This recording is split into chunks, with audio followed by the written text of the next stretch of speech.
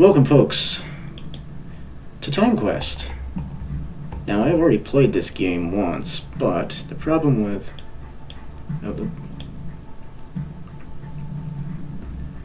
my playthrough was the screen wasn't full screen. Legend presents Timequest.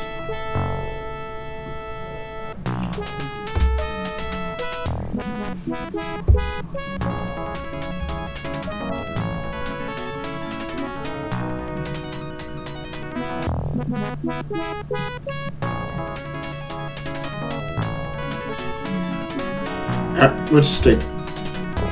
This is the credits. I'm not even going to bother reading these. They go too fast. Read them for yourself if you want to. Arfing dog, huh? Literally a dog arfing. Alright, can I just skip this? Yes! General Dracula is not everyone grabs his glasses for his just brings you private. 1 hour minutes jump the fence. He's rigged the machine going to the past dirt fathers who is trading us oath, and the common sense God to give a cabbage. The bastard sent back to his Intercron with no challenges to stop him. Beware the Ides of March, it said. He's obviously out destroyed civilization by altering major historical events. Your mission is to go where he is gone and undo the damage he has done. Our technicians have examined the memory banks of his machine, and we have precisely where and when he's been. He snaps a metal wristlet around your forearm. We've rigged it as a transponder so you can get into this machine. If you die, if you take it off, it will glow for a second and then automatically return through time to us. That way we'll know you failed and we'll send another agent. He gives you a beltful look. No, I'm gonna start over this time. Drexler's office. The General's office is as sparse and orderly as the man himself. His desk faces an impressive array of computers and flashing screens. And the only non-functional item in the room appears to be an odd-fashioned painting on the wall. There is an exit that leads west. Okay. Let's just wait. Suddenly, one of the walls begins to shimmer and Vettenmeyer himself steps out of nowhere. He leans up to astonish General's face and stops his face. Surprised to see me, sir? Didn't think I'd build my own Intercron, did you, sir? The pitch of his voice starts to rise, becomes more natural. Well, listen up, pal. You and your entire civilization must be wiped off the face of the planet. He jerks a thumb towards you and laughs. If you think Junior can catch me, you might as well kiss you and rush goodbye. He's not a full key member of the Corps. Vettenmeyer presses a button on a bracelet that looks like a slimmer version of the transponder Drexler gave you. A black rectangle suddenly appears in midair. The ring says, "The clock is ticking, gentlemen. It's your own, kid." And he steps in the rectangle and disappears. Alright. Then wait again for Drexler to give you instructions. I want you to nail that bastard, Private. Go anywhere, do anything, but get him. He turns around, but then looks back at you. One more thing. Time jumps are pretty dramatic affairs, but the novelty wears off in a hurry. When you get tired of the fireworks, take this pill and you'll hardly notice a thing. That'll be all, Private. Dismissed. Alright. Okay, now we want to go west.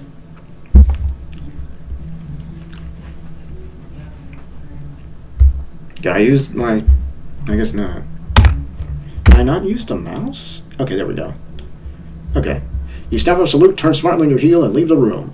Quietly crossing the hall, you enter another office. Vettenmeyer's quarters. The room is stark and military. The only item of furniture is a standard-issue desk that has a single drawer. Only a slight shimmering in the far wall betrays the presence of the Intercron. The exit to the hall is to the east. Alright. Well, let's open drawer. Do. You open the drawer and discover a card. Alright. Well, let's take card. Do. You take the card from the drawer. Your score's just gone up by 5. Okay, I'm going to save. I can just save, right? Can I just use the save button? Yes, I can. Okay. Cool. Oh, let's save. Do. Yes. Alright. We're going to keep using this save. Okay. Next, we want to... Where's the push command? No, we got to scroll down to get to it. That's kind of annoying. Push button. Do. You press the button on the wristlet, and the shimmering melts away to reveal a black rectangle that hovers in midair. You step through the hole in space and find yourself inside the Intercron.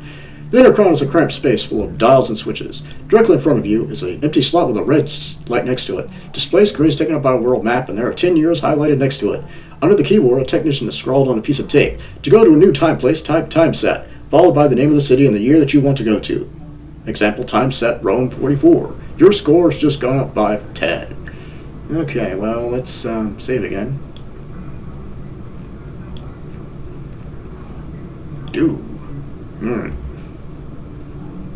Okay. Okay, now we need to put card in slot. Okay. Put card in slot. Do.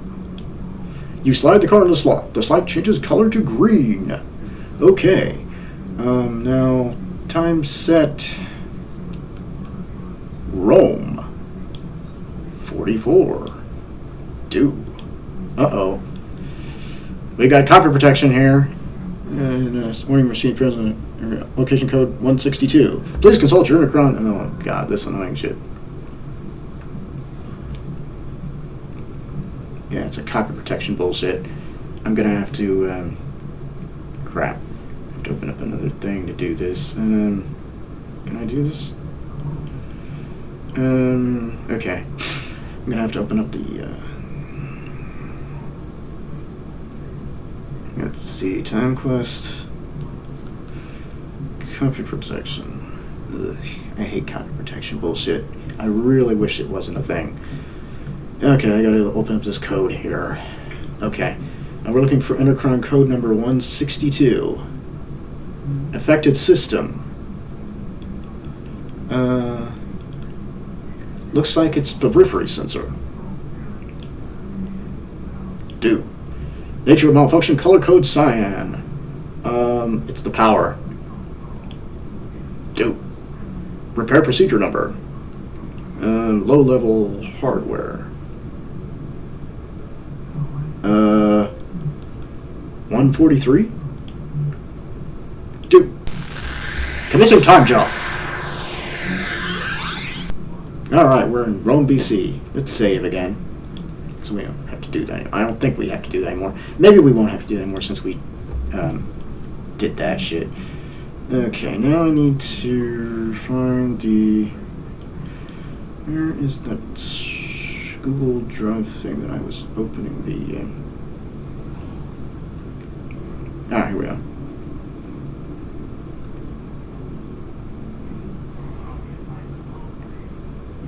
Where's the file that I just opened up?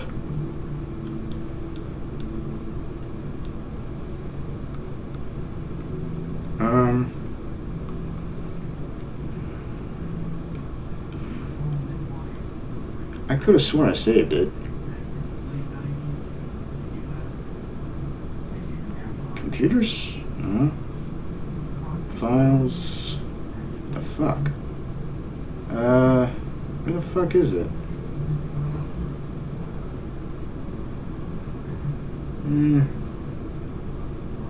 God damn it, where is that file?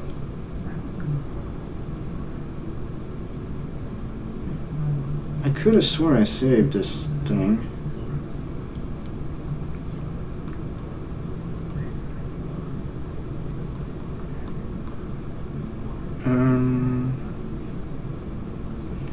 Where the fuck is the file?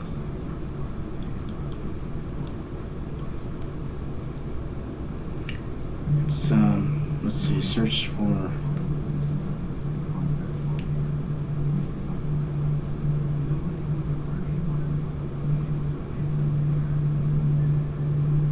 Timequest? Where the fuck is it? Okay, am I gonna have to re-download the stupid thing? I guess I am, because it didn't, this is annoying. Yeah, it's not showing up on here, so I'm gonna have to re-download that stupid thing. That bullshit, man.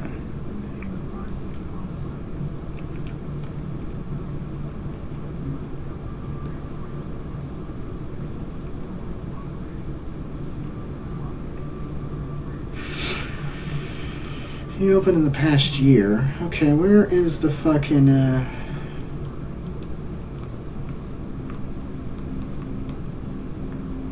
Storage. That's not... Shit, how do I get to where I was looking at? It's not a file, apparently.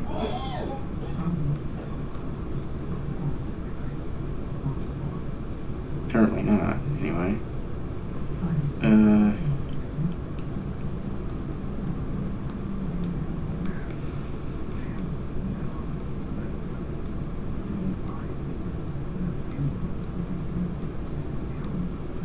Okay, I'm gonna have to re-download the walkthrough.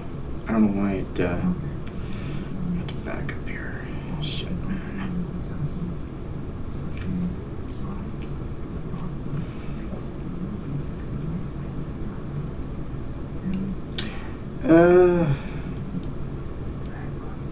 Yeah, since I don't know where the fuck it came up, where it showed up at.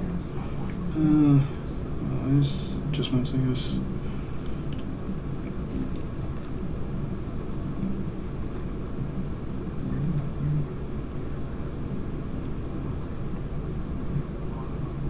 Download it? Download it. I already downloaded it. Why am I doing that? Okay.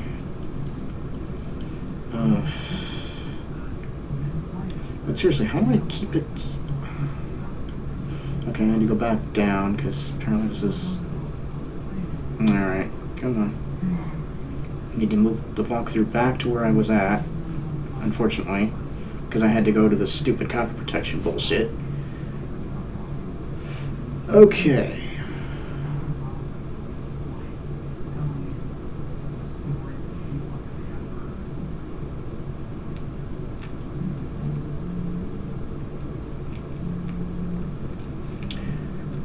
Okay. The underground's a malfunction. User blah blah blah blah. Okay.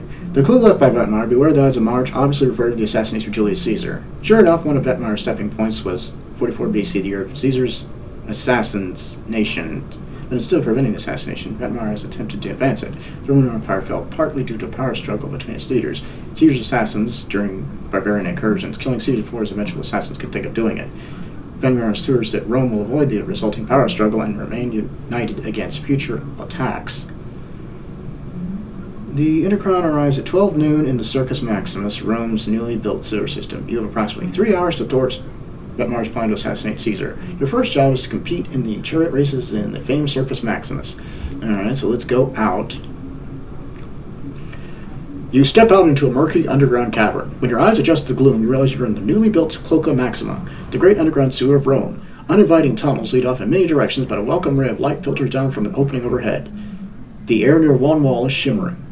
Alright, now let's go up. Rome in Caesar's day is an exciting, vibrant city of 1 million inhabitants who have crowded in from all over the Mediterranean. The streets reverberate with the racket of iron-rimmed carriage wheels scraping over paving stones and conversation shouted in Latin, Greek, and harsh-sounding barbarian tongues. The same breezes that waft yeasty aromas from the neighboring bakeries carry also the smells of sweat and garbage. This noisy street runs southeast towards the Circus Maximus. There is a patchway between the buildings lead south. Below your feet is an opening. Okay. Well, let's go southeast. You are standing outside the infamous Circus Maximus, site of gladiatorial combats, chariot races, and spectacular wild beast shows, featuring the slaughter of thousands of exotic animals, all for the idle amusement of Rome's unemployed masses. Before you is the stone arcade of the amphitheater, and within you are 2 gates. The northern gate is marked gladiators. The southeast gate is labeled spectators. Between the gates is a sign. A street leads off to the northwest.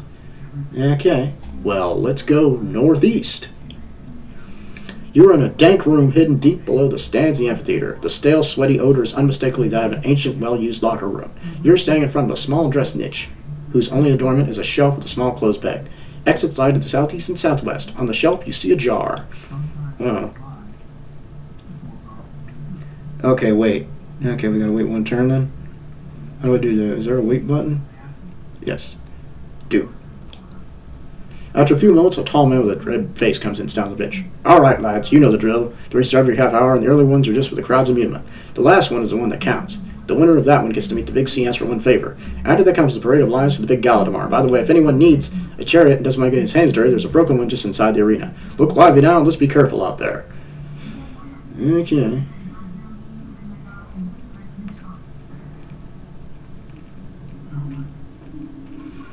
Okay. Let's get jar. Or we can just say take jar. I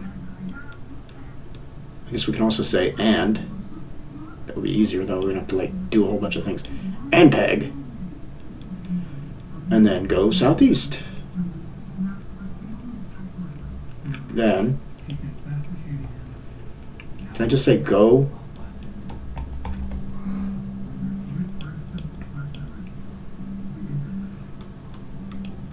No, I can't. Okay, we'll just say that. You take the jar from the shelf, your score is just up by 5. Take another from the shelf, okay. Cool. Alright, go southeast then. Your heart quickens as you walk onto the floor of the arena. Grandstands filled with drunken Romans rise steeply all around, and the noise pouring around them is deafening. At the far end of the stadium, you can just make out the Imperial Boxer Caesars holding court with Calpurnian Cleopatra. The only exit is the northwest. There's a chariot here that leans crazily to one side. The chariot's wheels lying on the ground nearby. Okay. Well, let's, where's... Okay, put, wheel on chariot. Okay. It's letting us do both these things and put peg in hole and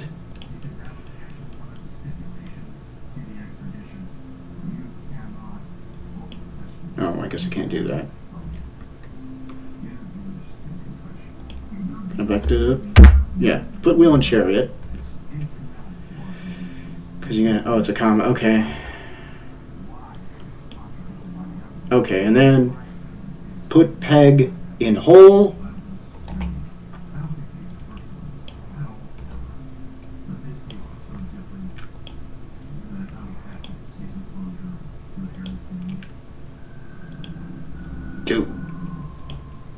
You jam the peg into the hole, wedging it until the bottom sticks out on one side of the axle and the top sticks out on the other.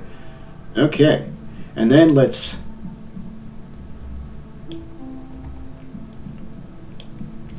oil axle.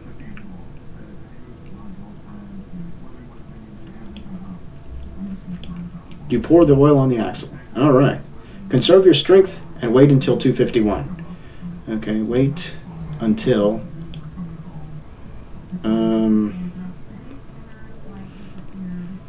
how do I guess I can't use the mouse for this part. I'm gonna have to actually say wait until 251.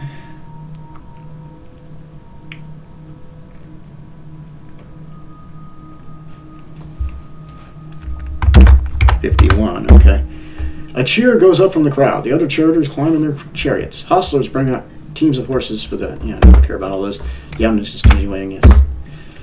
Again, I don't care. I'm just going to keep going. 2 o'clock. We're waiting till 2:51, so yes. Continue waiting. Blah, blah, blah, yada, yada, yada. Okay, here we go. 2:51. Okay. Okay, let's see, where is get in?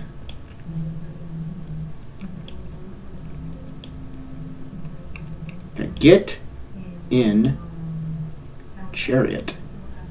Do. You climb into the chariot. Alright, and then let's push wait again. Do.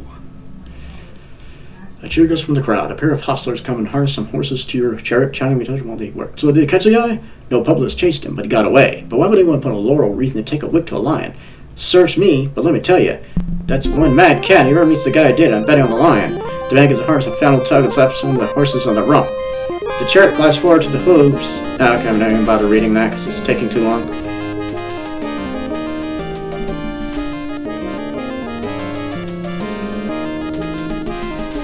One of the hooves and the crash of equipment as the chariots to... You're a little behind the other chariots, but the ground is firm and you quickly make up the difference.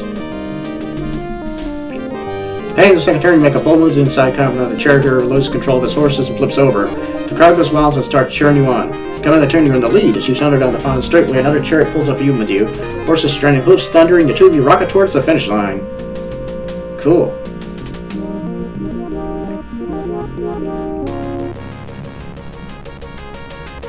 Alright, we made it. We are the victor. Yeah. Okay. The crowd spills the arena, hoist you on their shoulders. I carry with the Imperial box. You were in a sumptuously furnished box with Julius Caesar, ruler of the vast and mighty Roman Empire. In an astounding act of rudeness, he has placed his mistress Cleopatra on his right, and Calpurnius, his wife, on his left. As you enter the box, Caesar's Praetorian bodyguard draws his sword and looks at you menacingly as to warn you against trying to attack anyone. The dictator is wearing a laurel wreath, and he's toying with a gold bracelet on his wrist. Gold bracelet, interesting. At the moment, he's chatting with Cleopatra. Your score's just gone up by 20. Okay. That's the transponder bracelet from Vetmeyer. Alright. Okay, wait until Caesar acknowledges us. Okay, so, wait. Do. You hear a fanfare in the arena. The parade's line has begun. You notice that one of the handlers is having a very difficult time restraining his lion. Okay, wait again. Congratulations, you rode well if it is within my power, so I'll grant you one request. What would you like to ask me for? Well, Caesar, I would like to ask you for, ask Caesar for, the wreath.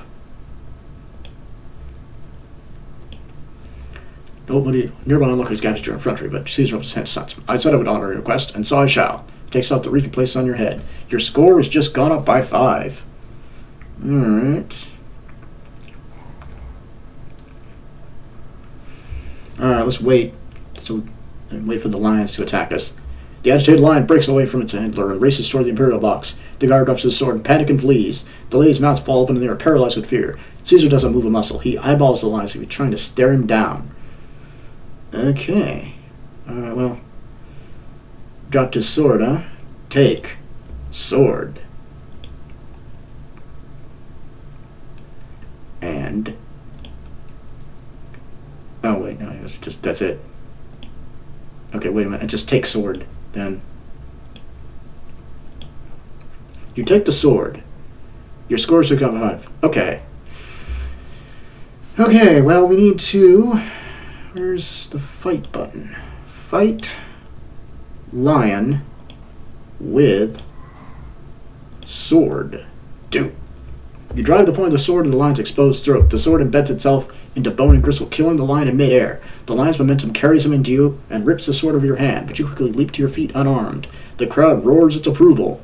Caesar wraps his arms around you and says, "You have saved my life. I must reward you, but you have already reclaimed the most valuable thing I could ever give you. Nevertheless, in addition, I give you this bracelet as thanks." While speaking, Cleopatra leans over, gives you a lingering kiss, and whispers in your ear, "If you can arrange it, I would like you to meet later and give you proper thanks." Before you continue, however, the spectators crowd around you, carry out their stadium in triumph. Your score has gone up by 30. Okay, you're standing outside the infamous Circus Maximus site of gladiatorial combats, chariot races, and spectacular wild beast shows. Okay, I already read that. Pets you on the... A person in the crowd throws a piece of focaccia at you. Okay. I'm just going to say, take... Guess we should take that, I guess. Do. Your score has just gone up by 5. Suddenly the bracelet begins to glow, then it disappears. I wonder if that person in the crowd is someone connected to that dude. You know, because it seems kind of interesting that he just decides to throw that at me after I had saved Caesar.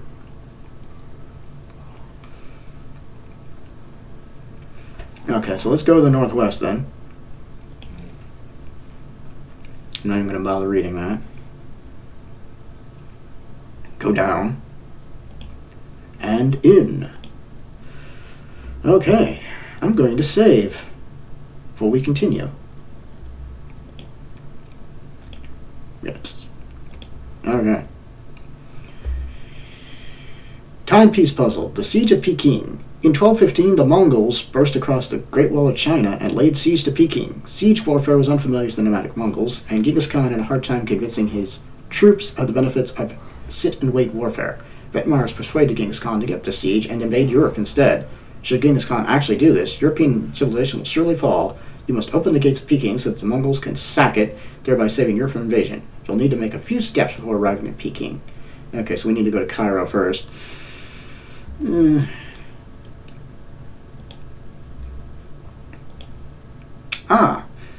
gonna talk to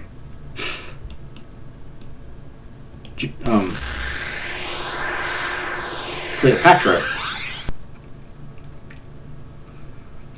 and then go out.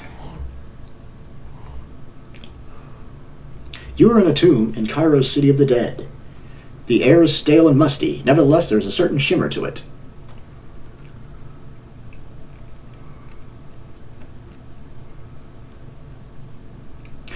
If, however, you join Cairo to prove your valor in the Circus Maximus, right, it will be much more cordial.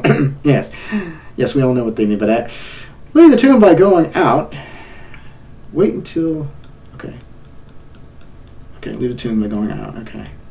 Avenue of the Dead. When Alexander the Great conquered Egypt some 300 years ago, the country became an important center of the Greek world and attracted such scientific luminaries as Euclid and Archimedes. Now a new predator seeks to conquer the land of the pharaohs, and the mighty Roman Empire is kept at bay only by the feminine walls of Egypt's queen, Cleopatra the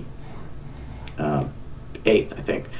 You are standing outside an ancient tomb on the Avenue of the Dead. This precinct has already been a cemetery for thousands of years. Tombs, mausoleum, monuments, and memorials of every size and design stretch as far as the eye can see.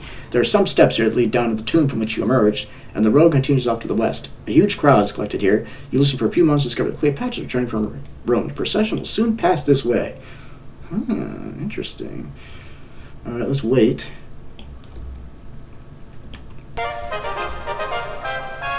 From down the street, you hear the sounds of trumpets. Moments later, a sedan chair bearing Cleopatra herself is carried to view by 4 burly Nubian slaves. Suddenly you hear a voice commanding the slaves to stop. The curtain on the chair parts, and you gaze once again upon the lovely features of Cleopatra. She seems enamored as usual of her. After a long moment, she finally speaks. We meet again, stranger. I never got to thank you for saving my life. Would you now join me for an evening of pleasure?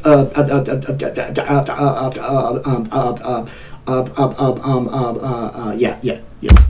Okay. Good. Climb in. You step into the sedan chair. She claps her hand and moves forward. After some time, you come to her palace. She takes you by the hand and leads you into her bedroom. Pardon me while I slip into something more comfortable. She disappears for a moment and then disappears and launches back on her bed. At last, now we are alone. You are in the private bedroom of Cleopatra, Queen of the Nile. At this moment, is lying on her bed in a very seductive pose and gazing at you with naked hunger in her eyes. The only exit is to the east. Now, if this was spellcasting series, we would have sex with her, but of course it's not. So we're not doing that. So instead. Is there a kiss button on here? Let's see. All we get to do is kiss her. That's about it, unfortunately. Oh no, not that! I didn't mean to kiss that. I meant, I'm like kissing the bread. Cleopatra turns and closes her eyes. She lifts her face up and her eyes lips part. Not confusing. She closes and says, No, I can tell you're not ready for the exercise of a night's lovemaking with me. Disappears into the next room and then produces a small vial. Here, take this. It is the power horn of a rhinoceros, the most powerful aphrodisiac known to modern science. Take some every day for 5 days, and then you will be ready for anatomy. But be careful. The powder is very on their men, especially from the east, who would not hesitate to kill for it. She presses the vial into your hands and then claps her hand. A guard appears and escorts you out of the palace. Your score has just gone up by 5. You are in the royal compound outside a magnificent palace. The great pyramid rises to the south, the path leads downward to the river to the north, and a road across the river to the east. Unfortunately, games are often much like real life. Cleopatra will decide you need some help in the amatory arts. This isn't Spellcasting 101, folks. They even made a reference to that. That's hilarious. And we'll give you a vial of the most powerful aphrodisiac known to modern science. Powdered rhinoceros horn. Return to the crown by going east.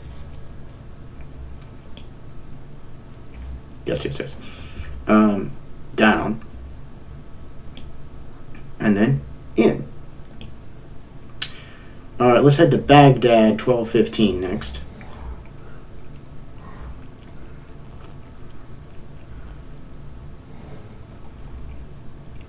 Where's time set? Oh, there it is. Time set. Baghdad. 12:15. Do.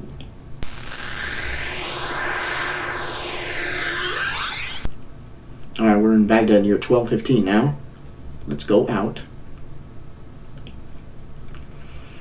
You're in an abandoned cave on a hillside halfway between the ruins of Babylon and the burgeoning metropolis of Baghdad. The wall of the cave seems to shimmer, and the only exit lies to the west. Okay.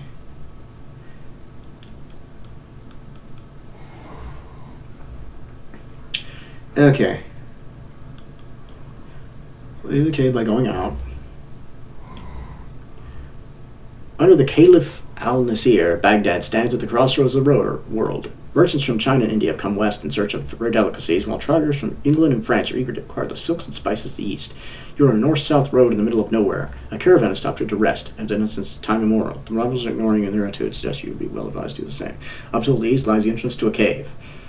Alright, go north. You are standing outside the walls of Baghdad and find the massive Saline Gate. The gate is beautifully decorated with intricate designs that pilgrims come from all over the Middle East to see. Okay. Go north again. Baghdad's bazaar is a riot of noise and confusion. Brightly colored awnings spill over one another, covering stalls stuffed with carpets, oriental silks, cooking pots, spices, figs, knives, fruit, and countless other merchandise. Merchants cry out in a never-ending chant, beseeching passerby to sample their wares. Veiled women figure the goods, shake their hands, and walk on. Young boys playing tag run through the crowds and trip over the dogs, pigs, and goats that also run free. The walls of Sultan's palace forms the western of the bazaar, and a road leads down to the south. A Chinese merchant catches your eye. He bows to you and says, "Good day, honorable sir."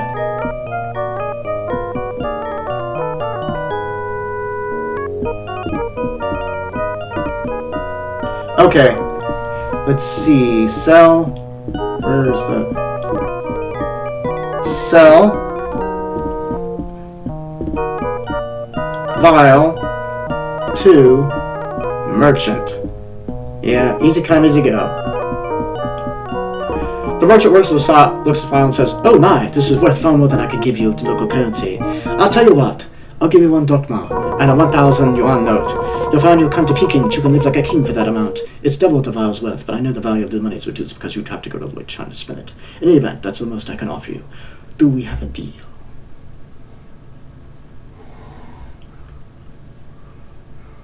Okay, say yes. Do we have a deal? Okay, I'm gonna just put... Yes. Do. The merchant says, "Wonderful."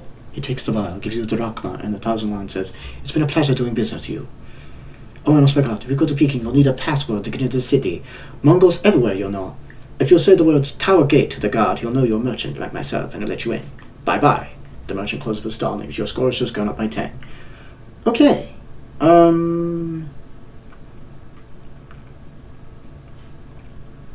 so now we need to go south. And south again. And then east. And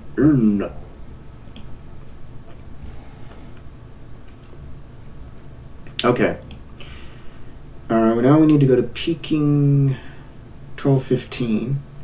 So let's go there. Time set. Peking 12:15. Go. Alright, let's go out. You are in a small roadside shrine just outside the gates of Peking. The wall here seems to shimmer. Okay. From the shrine, go north. Tenetian Park. Under the Song Emperors, a once civilized society has sunken into corruption and vice. Government officials can be bought and sold, priests are drunk in their temples, and the houses of ill repute are famed far and wide for the unlimited range of services they provide their clients. Ooh. You're standing in a small park just south of Peking's main gate and just south of the roadside shrine. The road leads up to the east. A Mongol warrior comes up to you and says, "Greetings, merchants from the west. The great Khan cordially requests all who pass this way to come and meet him. I trust you don't wish to disappoint him." The man takes you by the arm and marches you off down the sacred way to the east. After a short distance, you come to the Mongol encampment. He opens the flap of one of the tents, pushes inside, and says, "The Khan will be with you shortly. Please do not try to leave." His lips part in a toothy grin, and he disappears. You are in the tent of Genghis Khan. It is remarkably Spartan for such a powerful ruler, probably because the nomadic life of the Mongols requires that everything be maintained in a constant state of readiness for travel. The only way out is to the north. Okay.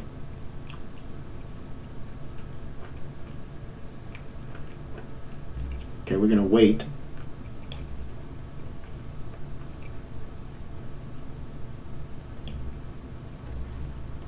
You look up and see Genghis Khan in the tent. He's a weather-beaten man who looks as if he would be equally at home on a throne or a saddle. He says, "Welcome, traveler. We have been camped here outside the gates of Chengdu for many months, and so I am hungry for news of the outside world." He says in the saddle and toys with the gold bracelet on his wrist. Then he continues, We Mongols are nomadic by nature, and I don't think I'll be able to keep my men here much longer. But the city looks like it will never give in to our siege. At sundown today, we shall give up and turn our attention to the west. Here's a crafty look. Unless, of course, a westerner like yourself could get the city for us and open up the gates. Then perhaps we would be content to settle here and leave Europe alone. Alright. Go north. You are standing on the Sacred Way, just outside a cave which is the traditional burial ground of the Shang Emperors. There is a huge boulder blocking the entrance to the cave. Just off the road to the south is a field covered with tents. The road leads either to the north or back to the west. Okay. Well, let's go west. You are standing in the small park just south of Peking's main gate and just north of a roadside shrine. The road leads off to the east. Alright.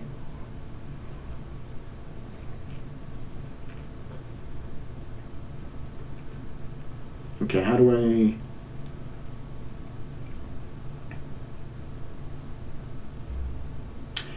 Okay, I guess we have to say it at the gate, or just...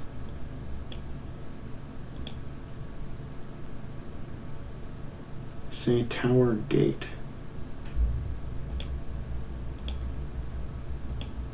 The guard takes a careful look around and sees that there are no Mongols in sight. Then the gate creaks open and an arm reaches out and pulls you inside. This is a parade ground just inside the Peking's main gate, which lies to the south. To the north lies an open-air marketplace. About 20 soldiers are standing along the walls and guarding the gate. You see some soldiers here.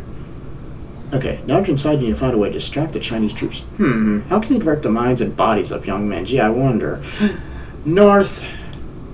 This marketplace in the heart of the old city is crowded day and night with merchants and housewives. You are standing outside a large temple which lies to the east and house of 1,000 pleasures. Gee, I wonder what we're going to do here. First, you are on the pilot of the House of 1,000 Pleasures. All the furnishings are opulent and lush, and everything around you gives the impression that this is a place dedicated to satisfying the most particular tastes. The only exit up and east. You see a madam here. As soon as you step inside the door, the madam comes to you. Excuse me if I ask you, honorable sir, but recently I've had so much riffraff and ching that regularly must ask all patrons to show us their money. Wondering, would you kindly do so now? Yes. Okay. Give. Okay, where's the...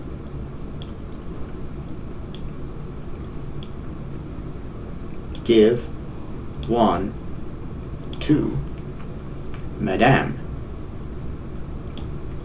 You show the wand note to the woman. Her eyes widen. She plucks it from your hand and turns around. She's gone. From upstairs, girls start pouring out of rooms, chasing their customers before them. They shepherd the hapless men down the stairs out of the building. Then they line themselves up for your approval.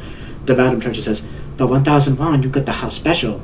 All 20 women are yours for the evening. They will do what you wish." She looks her from the shape you're in. I'd be careful what you ask for. These girls could be the death of you. Yeah, this is not Spellcasting 101 again.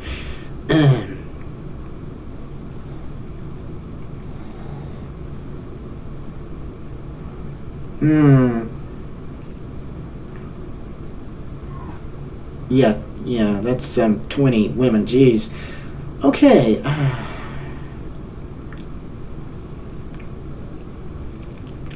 Okay, what are we going to say here?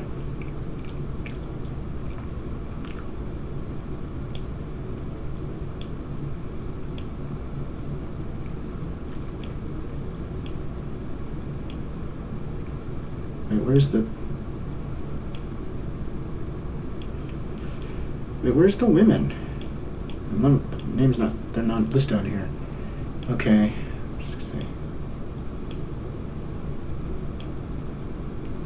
I guess I'm gonna have to type this. Okay, whatever.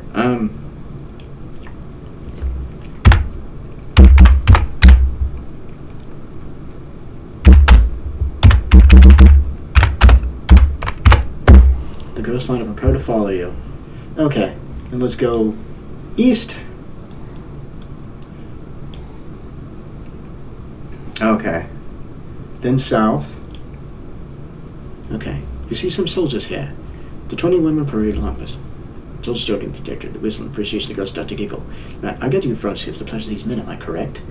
Yeah, actually.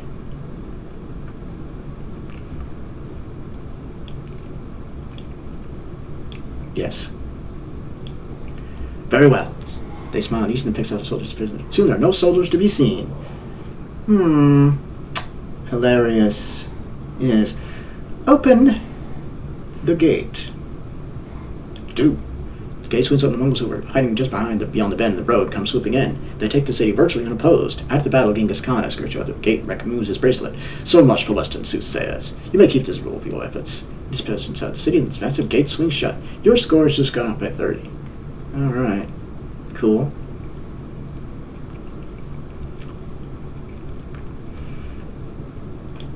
And then the bracelet closes, disappears. Alright, in.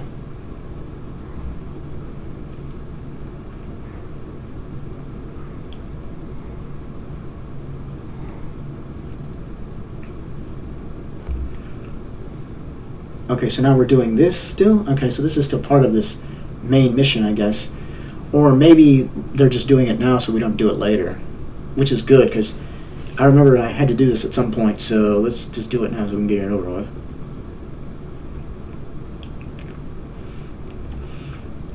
Okay. So now we go to Baghdad 1519. 1519. I guess I'll save when we get done with this particular thing, because I'm going to get it all the way. Dude. Alright, we're now in Baghdad 1519. Alright, let's go out.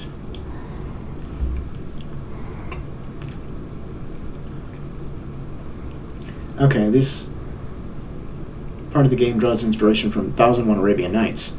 Although these tales were set in the reign of Harun Rashid, some 700 years earlier, this scenario combines the story of Shahrazad, one of the girls taken from her home to be ravished by the Sultan and killed the next morning, and the story of Ali Baba, itself one of the stories Shahrazad told to preserve her life. Okay, let's go out. After the Mongols sacked Baghdad in 1258, the Caliphate was decimated and did not recover for centuries. Now, however, Baghdad has remained prominent under the harsh rule of Ismail I. You are on a north-south road in the middle of nowhere. A caravan stopped to the rest. Okay, I'm going to ignore all that. Okay. Let's go north. You're standing outside the walls of Baghdad in front of the massive Salim Gate. The gate is beautifully decorated with blah blah blah. Okay, then go north again.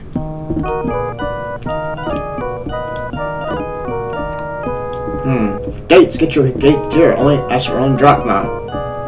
I guess we don't need the dates right now.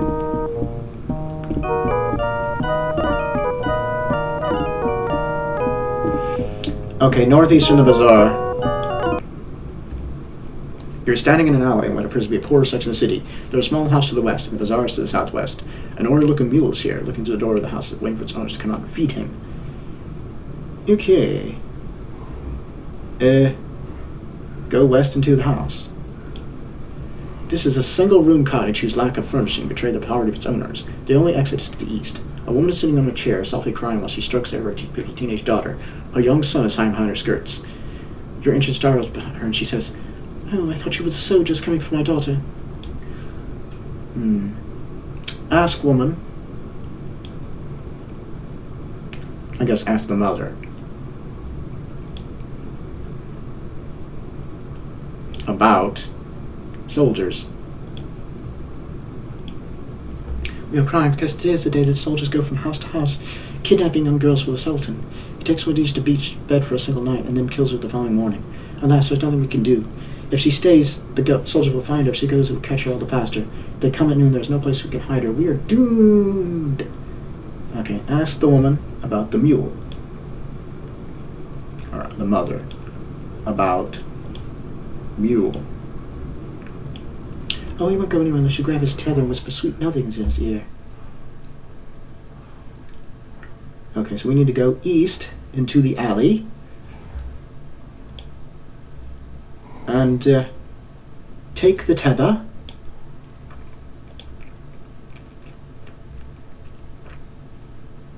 I think that's it. Okay. You grab the tether. Okay, whisper.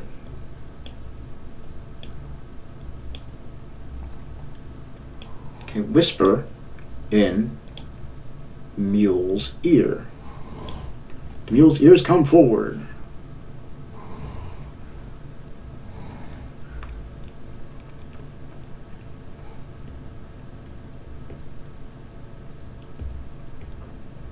Okay, southwest into the bazaar.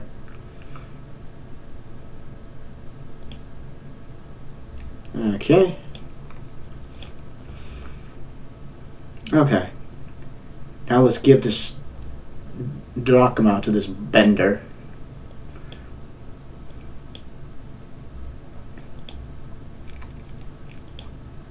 To date bender. You give the drachma to the vendor. He points to them and says, "They're all yours. Here, let me help you load onto your mule." He grabs one hand of the urn, you take the other, and the two of you manage to hoist the urn of the mule's back. The other mule twists his head around trying to get at the dates. Your score has just gone up by 5. Okay, cool. Alright. Going northeast.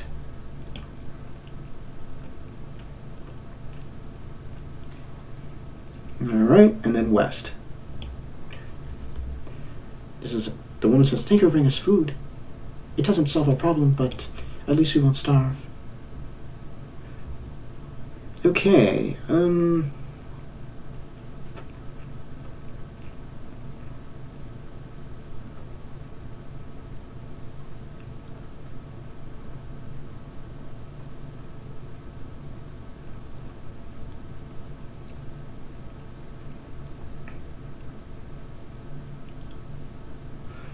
okay, go to the alley. Okay, so let's go to the alley again. Okay, drop tether. Do. Alright. Go to house. Okay. Empty urn.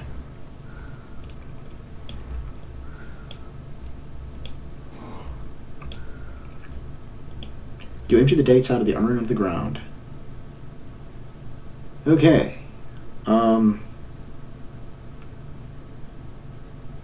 Okay, girl, get in the urn.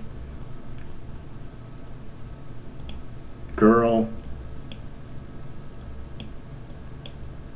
get in urn. The girl climbs into the urn. Okay, cool. Cover girl with dates. Okay, cover girl with pile of dates. You cover up the girl with dates, but there's still a considerable pile of them left over on the floor. Go to the alley, which is east. Take tether.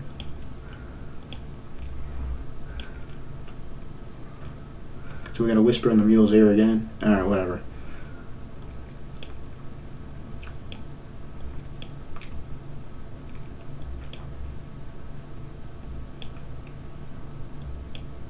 You have to do this each time? That's kind of annoying. Whisper in mule's ear. Okay, boom. Mule's ears come forward. Okay, go back in the house again. The mule buys the pile of dates, and he puts his head down and quite continually starts munching them. Moments later, they've all disappeared. Awesome. Okay, drop tether. Alright. Wait until 12:01.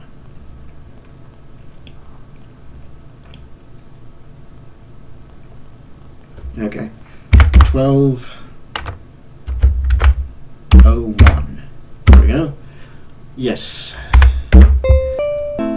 Suddenly a pair of soldiers enter this house. They do a quick search of the house and then leave. The mother throws her arms around you and kisses you. The young boy looks up to you as if you're a hero. After a while, the girl specs out of the urn. She does a brief traditional dance of thanks and then goes back to the comfort of her mother's arms.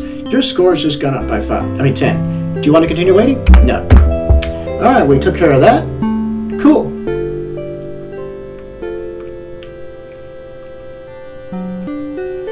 Alright, let's look at boy. Look at boy. He's looking at you, you're a hero. Yeah, this will be important. That it will. Okay. East. Southwest. South.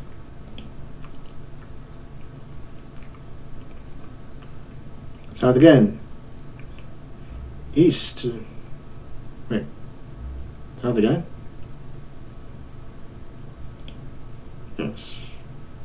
East. and then N. Okay, now we're heading to Baghdad 1588. So let's do that.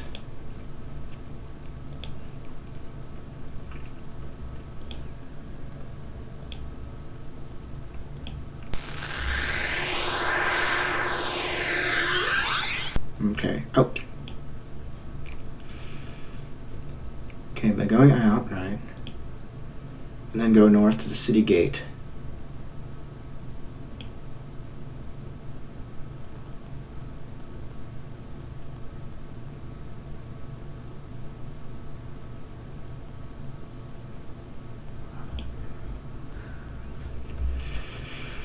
Okay. Read sign. Baghdad is a closed city. Anyone not wearing a badge will be arrested as a spy. You have been warned.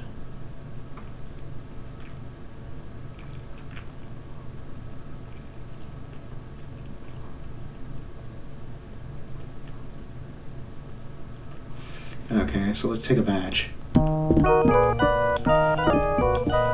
Okay, take badge. Ah, yes. Can I see some proof of citizenship, please? Uh-oh. You're coming with me, infidel spy dog. You've returned. You're just as I remember you all those years ago when you saved my sister. How do you look so young still? Well, no matter. Welcome back to our city. Here's a badge. We'll keep you from getting arrested. Spies everywhere, you know. He pins a spell badge on you and leads you back onto the bazaar. Your score has just gone up by 5. You emerge from this bazaar, Sultan's Palace. Ah, cool.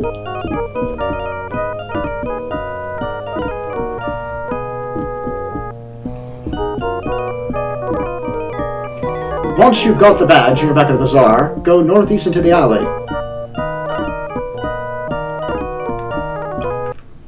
Okay, we gotta read this graffiti.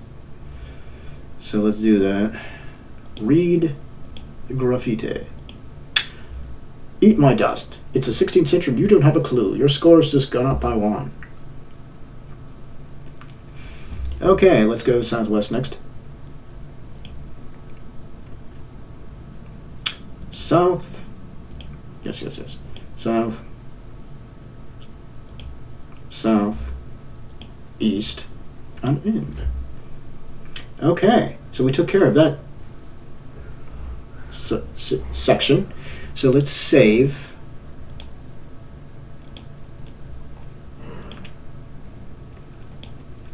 Okay, cool. All right. So now we must take care of Hitler. The miraculous evacuation of Allied forces at Dunkirk was one of the most thrilling events of World War II. For whatever reason, Hitler gave the British 3 days to evacuate troops that would have otherwise been slaughtered. In the game, Wettmars convinced Hitler to accelerate his timetable and attack the Allied forces before evacuation could take place. Hitler will only delay his attack if British Prime Minister Winston Churchill agrees to surrender by some predetermined time. Wettmars has instructed Hitler to listen to Churchill's 6 o'clock p.m. broadcast on the BBC. Wettmars has told Hitler to delay his attack on the forces of Dunkirk only if Churchill speaks the code word for the surrender. You have to find out what that code word is and persuade Churchill to say it. Alright, so let's go to Rome, 1940.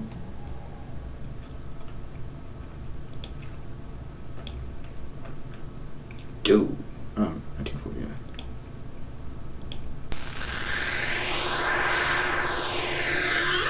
Alright. Okay, let's go out.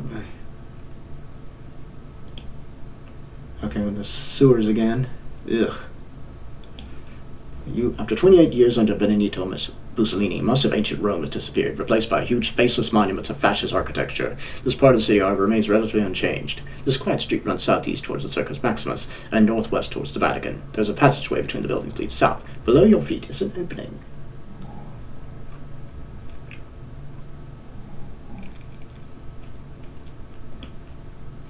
You are standing outside the ruins of the ancient Circus Maximus and gaining at the Palazzo Venezia, which houses a museum on its first floor and Mussolini's headquarters on the second floor. Someone has scrawled some graffiti on the side of the building. A street is up to the northwest. Okay.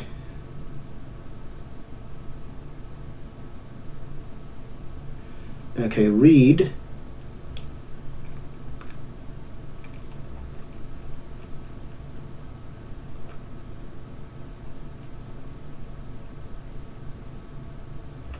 Oh yeah, graffiti.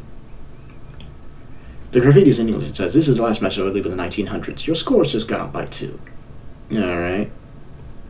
Going in, then go up. You're in a museum dedicated to Napoleon. On the ground floor of the palace, it is said to have been his headquarters during his occupation of Rome. The stairs lead to the second floor, guarded by a corpulent Nazi soldier. The street exits to the south. There's a display case with various objects of Napoleonic paraphernalia in it.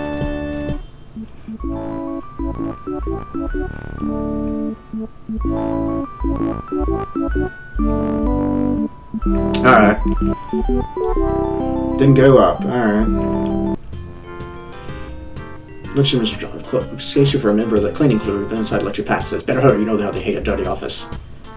Sala del Mappamondo. You are in the huge Sala del Mappamondo on the second floor of the Palazzo Venezia. 60 feet from the doorway is the only piece of furniture in the doorway. In the room.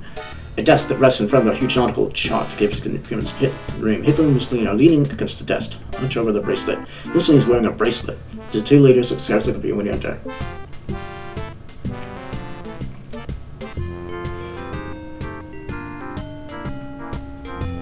Let's see, wait. Hop it. Hop to it. Alright.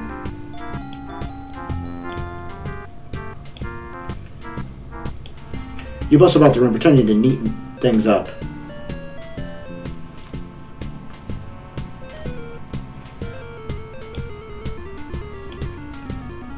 Mussolini glanced at Hitler and says, "What was the word again? Sitar? No, you fool, snaps somebody leader. Sitar! Now just shut up and wait for 6 o'clock. Alright. Going down.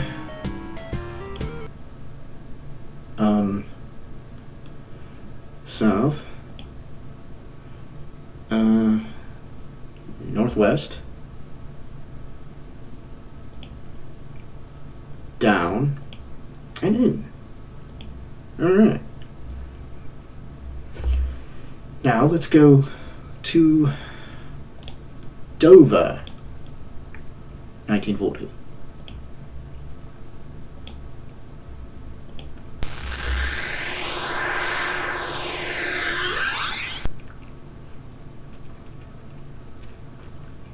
To convince Hitler that Churchill will surrender, you must trick the Prime Minister saying the code word during his 6 o'clock p.m. BBC radio broadcast. Then you must stop Hitler and Mussolini who will listen to the broadcast in Rome from hearing Churchill's media traction. Since Hitler will think Churchill surrendering, he will not attack, and the evacuation of Dunkirk can take place. Okay, okay. So we need to go out first, yes. You're in a small woodshed next to a tavern in Dover, England. There is a telltale shimmering area next to the southeast. Okay. Southeast. The astounding reports of the German Blitzkrieg have been trickling in for weeks. Now the entire British army is encircled in a small area around the port of Dunkirk, the same place where the Duke of Parma's army waited in vain for transport from the Spanish Armada. You're standing on lawn just to the south of a small pub that commands a stunning view of the English Channel. A rickety shed leans against the building's west wall. The great chalk cliff comes right to the south edge of the lawn. Okay. North. You step into the tavern, where you'll find some sailors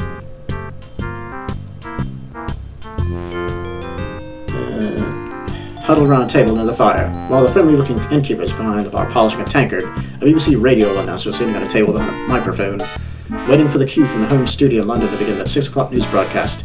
Meanwhile, orchestra music from a popular dance show fills the airwaves. A set of stairs leads up to the north, and the tavern's front door lies to the south.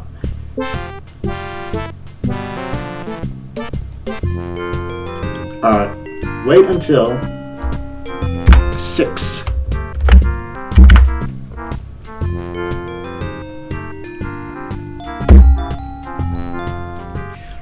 Churchill comes huffing into the room, muttering his breath. "Blager thinks I'll surrender. Bah! You look code day in here before I say his Billy Binion code word. Never, never!" Knocks himself down on the table and looks at 6 minutes to air. "Do you want to continue waiting?" "Yes."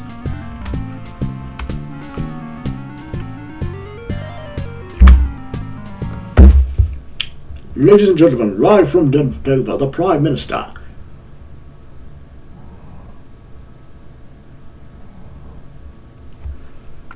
No.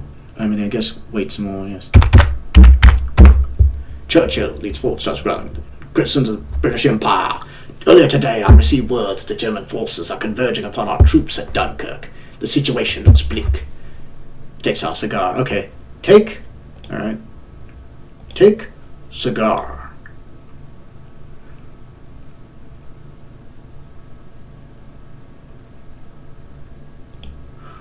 Churchill nostrils were surprisingly better. What the devil are you doing with that cigar?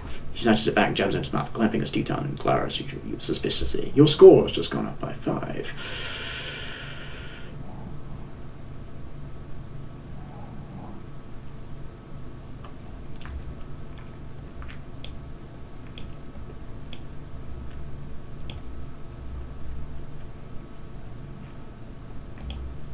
Churchill's powerful voice fills the small room. Churchill recovers his composure, realizes it's said the code words and continues. Mr. Hitler, if you're listening as I suspect you are, please do not let my invert reference to my cigar lead you to believe I acquiesced in your mad scheme. I will rot in hellfire intended before I allow a single German soldier to set foot on British soil. Let me say further that you're a madman, an idiot, and that your interest in my cigar such is far larger, firmer, and more flavorful than anyone is at your accustomed to put in your mouth.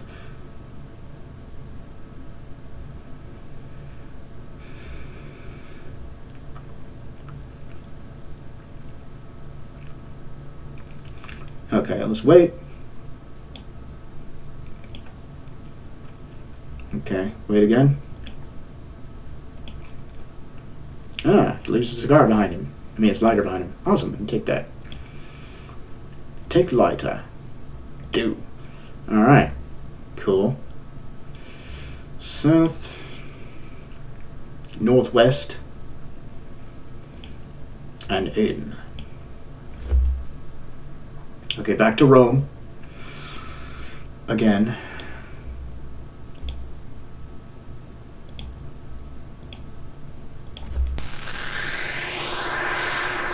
Alright. In the year 1940. Okay. Okay, we need to go out.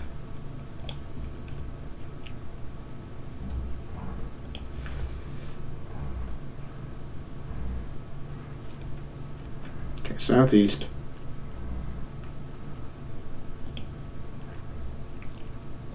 In. I know I already read this, so I'm not reading it again.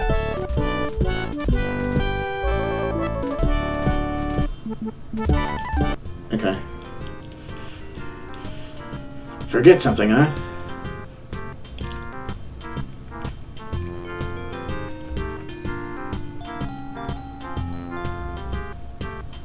Okay, let's wait. Don't just stand there. Hop to it.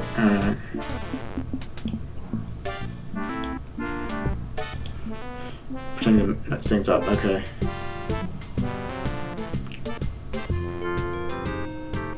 Wait.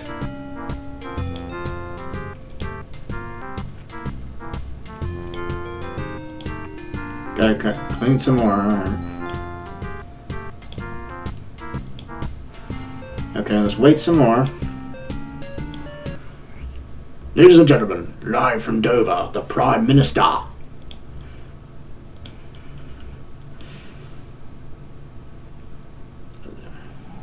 Citizens of the British Empire, earlier today I received word that German forces are converging towards our troops at Dunkirk. Hitler and singing close to the radio, okay. Wait. What the devil are you doing with that cigar? Let's see what else he has to say. Okay, now we need to unplug the radio so he doesn't hear the retraction. Unplug radio. Do it.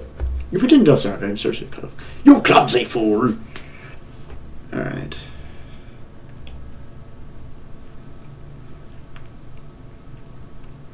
Hitler here's the code word, including not the retraction. Holton will be evacuated. Wait until Hitler and Mussolini left, then return to the Endocrine by going down. Okay, we need to wait. Hitler finally sees a response part of the radio. Glad you would listen. Churchill can speech out. He's done it! Britain will be ours without another drop of blood. Send the order to halt the advance. Mussolini removes his brace and says, obviously we won't be needing this anymore. The two of them shake hands and leave the room. Your score's just gone up by 30. Ha ha! You guys lost. And no wonder you lost. You're pretty dumb. Alright. Down. South. North. West.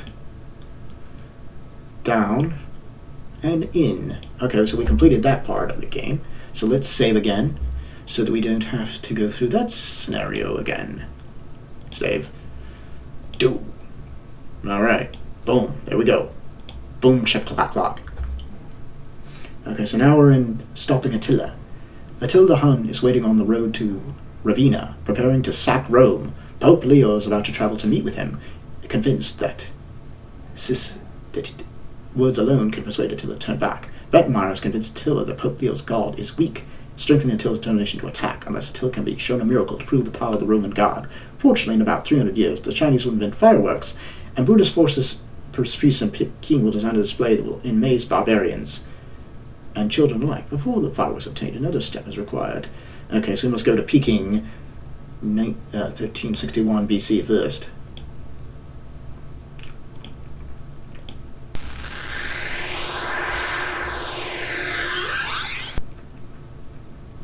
Alright, out. You're in a small roadside shrine just outside the gates of Peking. The wall here seems to shimmer. This is a self-contained puzzle based on the non-dualist philosophy espoused by Lao Tzu. Leave the shrine by going out. Many other parts of the world are still not in the Stone Age, and advanced civilizations already flourished in China for over 400 years. The Shang emperors are vicious in war, but gentle in peace, and the introspective non-dualist philosophy that forms the core of later Eastern thought has already taken root here. An imperial funeral. I couldn't read that.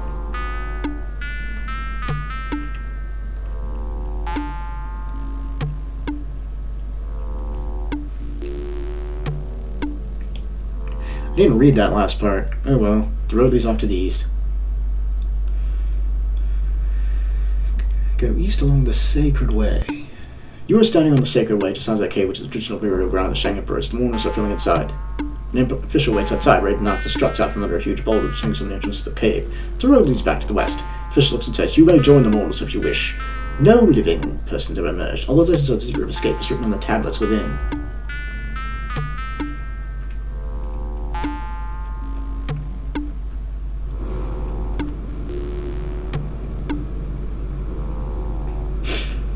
Okay, east. Nervously, you step into the cave. You hear a shout of command, and mostly the boulder crashes in place behind you. Burial cave. You are inside a cave, the traditional burying place of the Shang emperors. The south wall of the cave is dominated by a large statue of hammered bronze. It has terrifying eyes, a gaping hole for its mouth, 3 arms each side, and a big emerald in its belly button. Below the statue are 4 tablets, and in front of it is a bench. Despite the presence of the monstrous statue, the room has a hushed, contemplative atmosphere that somehow seems very peaceful. One of the mourners picks up a basin from its ceremonial stand filled with poison and takes a drink from it. He passes the man next to it and he keels over dead. The basin works a deadly way halfway around the room where you are standing. The woman to your right passes you the basin. The man to your left waits it eagerly. Pass.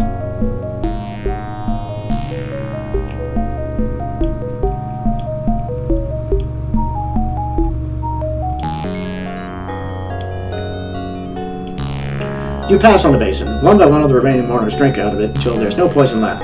After the last person drinks, he places the basin on its ceremonial stand, then he keels over and dies. A stillness falls over the room. Okay, let's sit on the bench.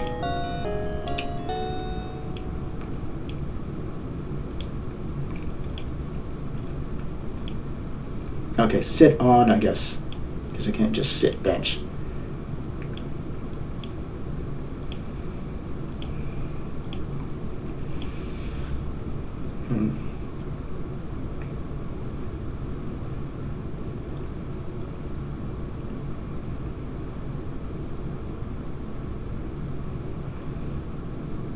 Okay, read tablets. There are ways, but the way is uncharted. There are names, but not nature and words. Nameless indeed is the source of creation, but thanks to a mother, and she has a name. The secret waits for the insight of eyes unclouded but lying. Those who are bound by desire see only the outward container.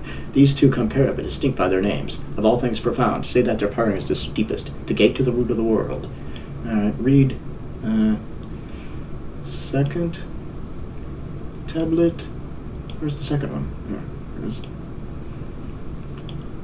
The 30 spokes will converge in the hub of a wheel, but the use of the cart will depend on the part of the hub that is void. With a wall all around, a clay bowl is molded, but the use of the bowl will depend on the part of the bowl that is void. Cut out windows and doors in the houses you build, but the use of the house will depend on the space in the walls that is void. So advantage is had from whatever is there, but usefulness rises from whatever is not.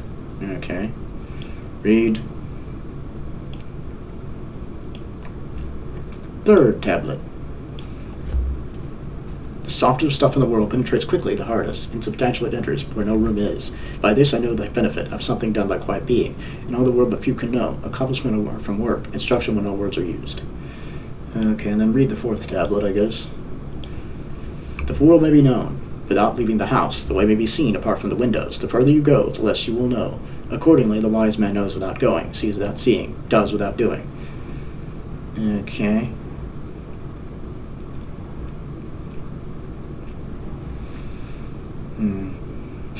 Alright, sit still, I guess. Or we can meditate.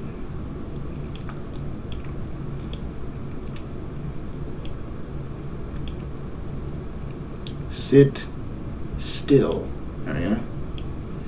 You sink into a state of deep meditation. The outside world fades from your consciousness. You become completely still, and time ceases to mean anything to you. Suddenly your peaceful condition is shattered by the sound of water gushing out of the basin. Moments later it is filled, and the gurgling stops. Okay. Well, cool. Alright. Stand up.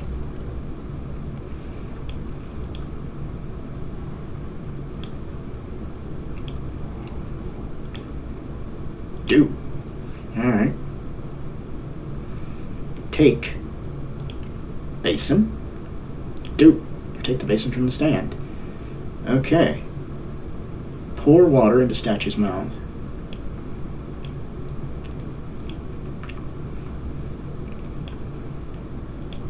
Water into statue's mouth. You pour the water in the statue's mouth. From far away, you hear a rumbling sound. Then solid emerald pops to the statue's belly, and the statue swings away from the wall, revealing a hidden exit. In your surprise, you drop the basin, which falls to the ground and smashes. Your score has just gone up by 20. Alright, let's take the emerald too, apparently. Take emerald. Do.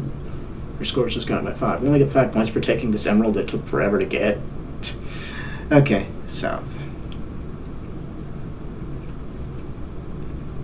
You crawl through the opening and find yourself in a dark, smooth tunnel that slopes downward through the solid rock. The statue swings shut behind you, and suddenly you hear the sound of rushing water coming from above you. Second later, you're engulfed by a wave that comes surging through the tunnel. It picks you up as if you were a toy and propels you headlong through the tunnel. After an eternity, you are flushed onto a steep hillside. You tumble down the hill and find yourself once again standing outside the entrance to the cave.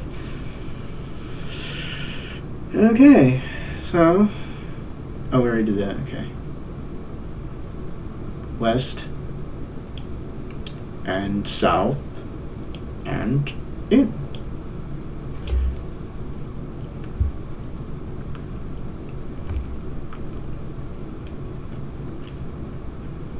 Okay, peaking 452.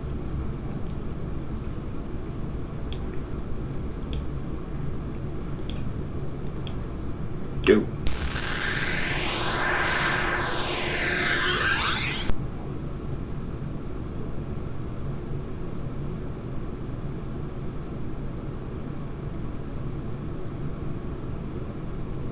Leave the shrine by going out,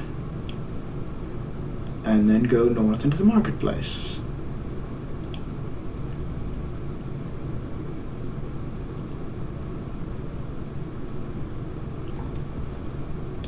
Okay, keep going to the north. There's the marketplace. This marketplace, in the side of the whole city, is crowded day and night with merchants and housewives. Let me guess, we need to give him the emerald. Retrogaming says, "Kind sir, we're hoping to build a fine temple on this spot one day. I hope you can find your heart to make a donation to our cause." Yes, I actually can. Here, take this emerald.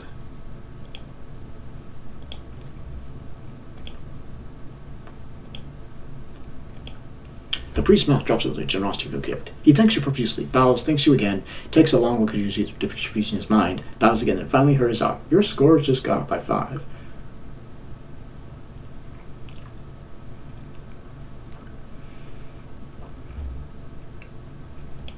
Alright, go south, south, and in. Alright, cool. Now let's go to peaking 800.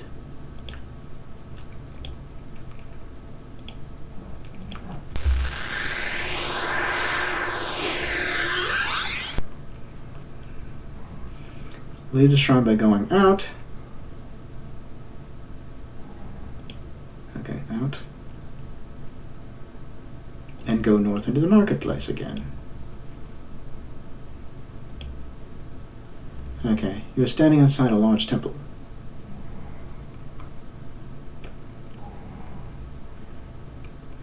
You have entered the hushed and perfumed atmosphere of a Buddhist temple.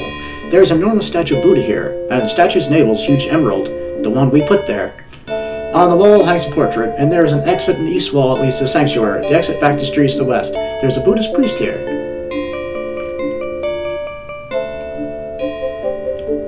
Look at portrait.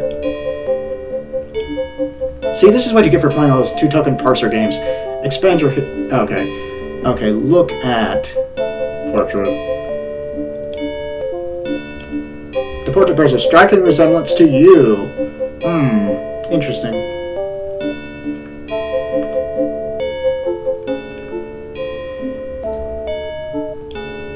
The priest goes up, gets a block of us. He does so. He just look. He looks at the portrait and you are the reincarnation of the most holy founder. You are welcome in our sanctuary. He bows, you walk by, and then he follows you into the next room. You are in the temple sanctuary. The only exit is to the west. The priest says, this is where we can make the objects we use in our celebrations. Right now, as you can see, we're screening a mass for the celebration of the New Year. Inside is filled with fireworks. When you light it, smoke comes out of its ears. Then sparks fly from its eyes, and it shoots out the air like a rocket until it finally explodes and disappears. The crowds always love it. Your score has just gone up by 10. Okay. Take mask. You take the mask. Your score has just gone up by 5. Okay. Cool. West. West. South. South. In. And now time for Rome 452.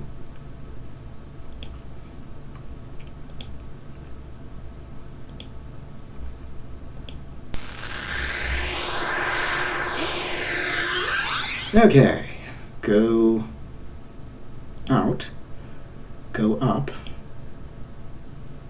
northwest to the Vatican. There's the Vatican. You're outside the gates of Rome in the large field in front of St. Peter's Basilica, the most famous church in Christendom. The entrance lies to the west, while the road leads back in the city to the southeast, and another goes up northeast towards Ravenna. Okay, go west to St. Peter's. This is the great cathedral church dedicated to St. Peter, the first bishop of Rome. The shadows here laden with incense and muted prayer. From a distant chapel, chanted devotions float in the air, echoing and swelling until they are lost in the vast Roman ceiling. You are standing before the high altar, built upon the tomb of the apostle himself. The only exit lies to the east. There's a man near the altar lost in prayer from his instrument. As you watching him, rises comes forward to greet you. Good day, my son. Have you accompanied me on my holy mission against Attila? Yes, actually.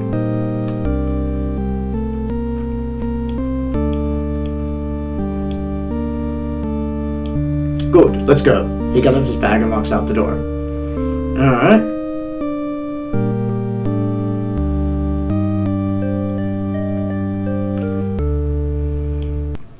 Okay. Come along, my son.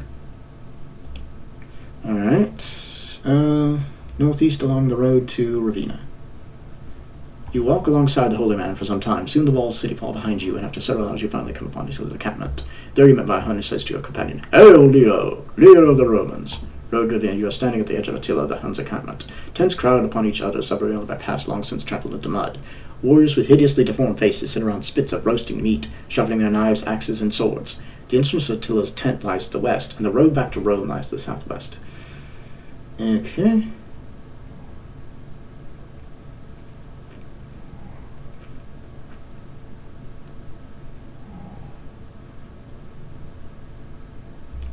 I guess we wait.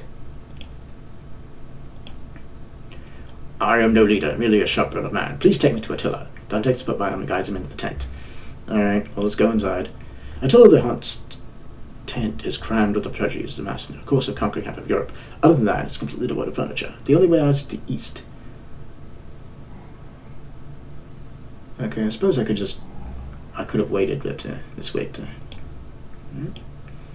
A stocky bugger outside the tent, he's unshaven fussily. You're the priest god Leo, are you not? Yes, I am he. I have come to ask you not to invade my city. Do you have money enough to make this worth my while? No. Ha! You're but one man. Do you think you have the strength to stop me? I will this. My God. I've heard this god of yours. He does not impress me. The two of them lapsed into silence. Oh, this will probably impress you, though. Because you are a barbarian. Lighting the lighter first. You light the light fuse. The mask rides into the air with sparks coming out of its eyes and smoke coming out of its ears. It hovers in midair for a moment. Then it suddenly disappears with a flash and a bang. While this is happening, until it backs up against one wall of the tent. When the mask finally disappears, he removes his bracelet and says to Leo, "Please see this gets back to Honoria. I'm sure she'll understand." He leaves the tent, and Leo turns to you and says, "Thank you, my son. I know what a mechanical device that was, and claiming it as a miracle is probably sacrilegious. But you have the thanks of Rome anyway. I have not much I can offer you as a reward, but I can give you this ancient parchment from the Vatican Library." He gives you the parchment and leaves you alone in the tent. Your score has just gone up by 30.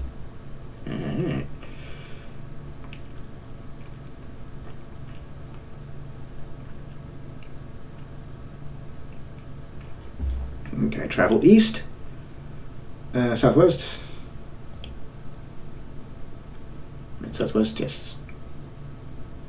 Southeast. Then down. And in. Okay, we completed another one. So let's save again. There we go. Boom. Alright. Okay, timepiece puzzle defeating the Spanish Armada. The Spanish Armada waits across the English Channel, ready to invade England. Philip of Spain, back to the Catholic Church in Rome, is determined to remove the Protestant Queen Elizabeth from the English throne. All the heroism of Sir Francis Drake saves England from the might of the Armada and prevents England from becoming yet just another Spanish colony. On Sunday night, August 7th, 1588, Drake set 8 English galleons ablaze and sent them to the heart of the Armada, scattering its ships and making them easy targets for the English Navy. Drake, however, did not think of this brilliant tactic, but rather received the idea in a private meeting with Queen Elizabeth in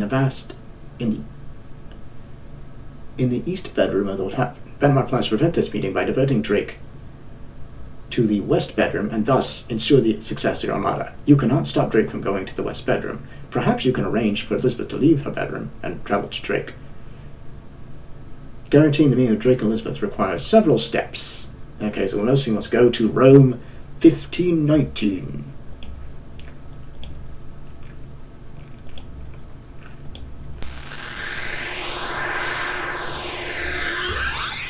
Alright, out.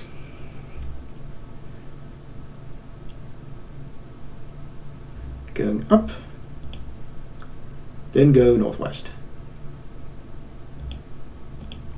And then west, you're outside the gates of Rome in the large field in front of St. Peter's Basilica.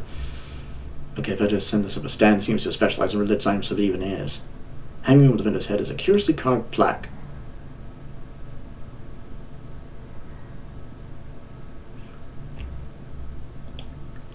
This is the great cathedral church dedicated to St. Peter, the first bishop of Rome. The shadows here later since you are standing before the altar from the tomb of the apostle himself. The alias lies east. You will see 2 men standing next to an uncompleted statue. One is dressed in ecclesiastical robes, the other in the garb of a common laborer. Upon closer inspection, you realize that they are Pope Leo the X and cowabunga, dudes, it's Michelangelo! Oh, wrong Michelangelo. Sorry. Not that Michelangelo, but, you know. Alright.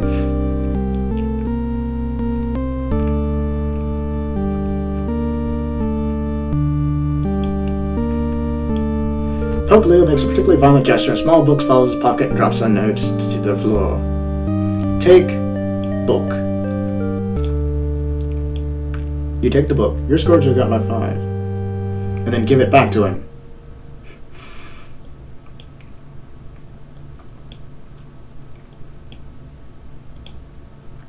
Give Leo's book to Pope Leo. Wow. Leonardo and Michelangelo? Holy shit. Okay, your scores have got by 5. Oh, okay, cool.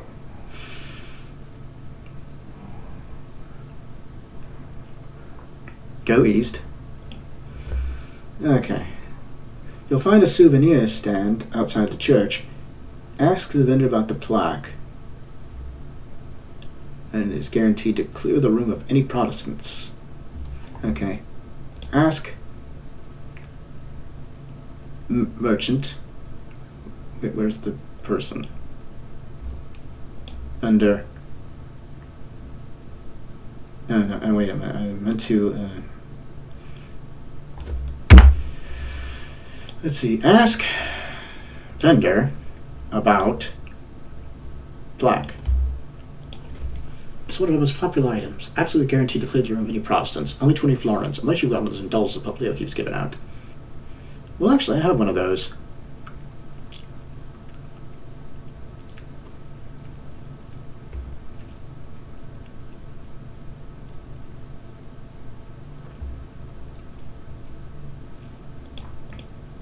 Give indulgence to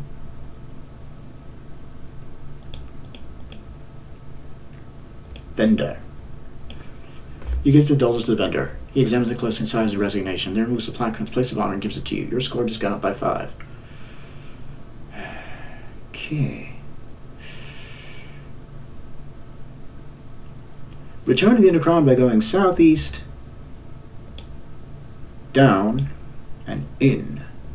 Alright. Back here again.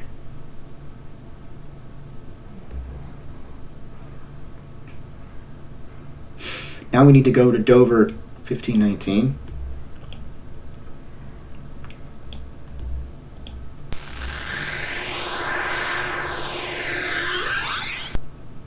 Okay, out.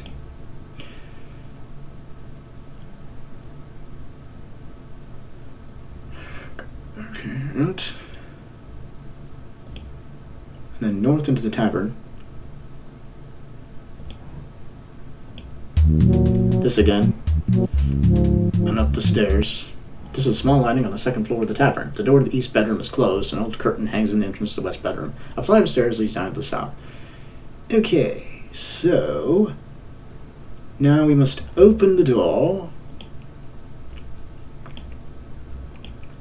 You open the door and step inside. East bedroom. This is the tavern's east bedroom. It seems to be a clean and comfortable room with a hardwood floor and a spacious bed. Despite this, there appears to be a leak in the ceiling which has stained the wall and caused one of the floorboards to warp. The room's only exit is the door in the west wall. Okay.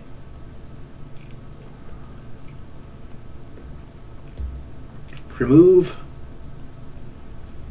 Okay. Remove floorboard.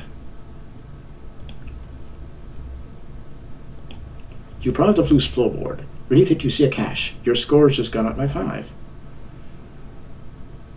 Okay. Put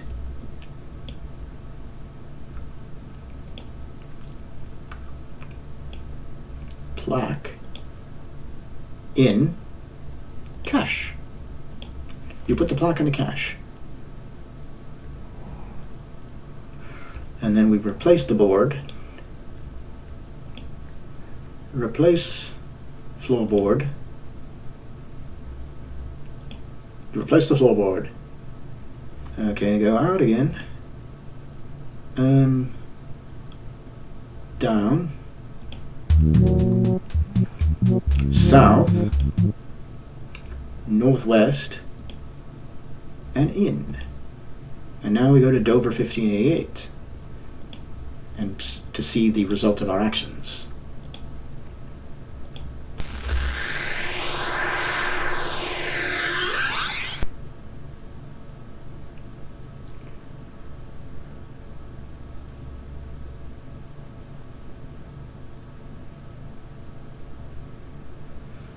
Okay. Leave the shed and go to the tavern by going out and then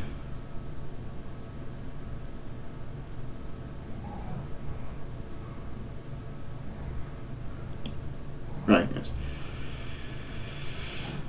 And north.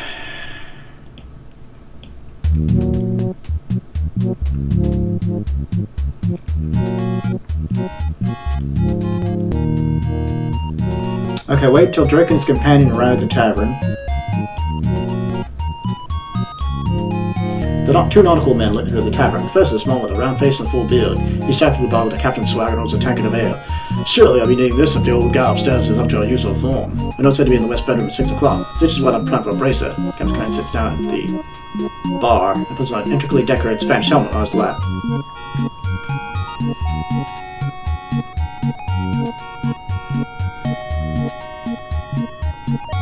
Go up to the landing. Okay, knock on the door. Okay, knock on the door of the Knock on door. I guess the only door to hear. Enter. Open door.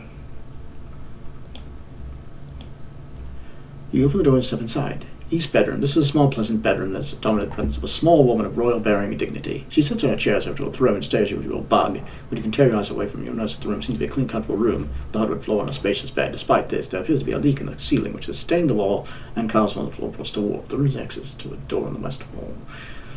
Okay. Bow.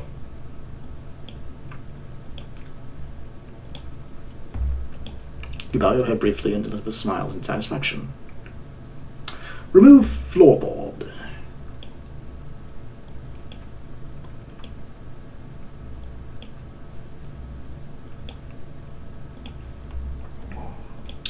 You pry up the loose floorboard, beneath it you see a cache.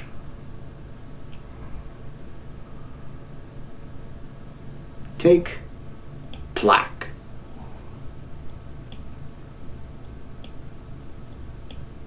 Where is it? Oh, there it is. Take plaque. You take the plaque from the cache. Show plaque to Elizabeth.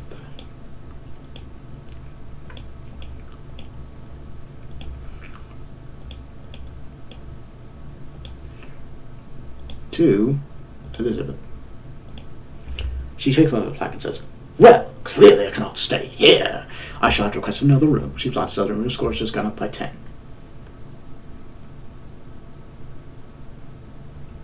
Okay, out. Suddenly the struck comes flying through the curtain. It's already been given a bum's rush by an expert bouncer. She picks herself up, makes an indelicate gesture towards the bedroom, then storms down the stairs and out of the tavern.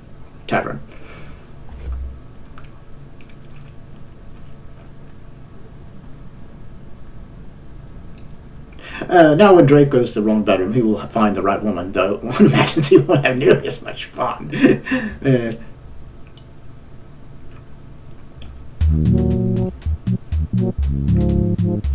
old man downstairs into the cavern, stairs led around a table near the fire, while the friendly-looking dinky responded to the bar polishing a tankard. Jack tells you to the north. The tavern's front door lies to the south. You see a sailor and a captain here. The sailor's holding a helmet, the captain's on a bracelet. He looks over your arm and says, "I'm going to fix this, you know. Well, I guess there's no time like the present." He takes the floorboard away from you and disappears upstairs. That'll be giving us no more trouble.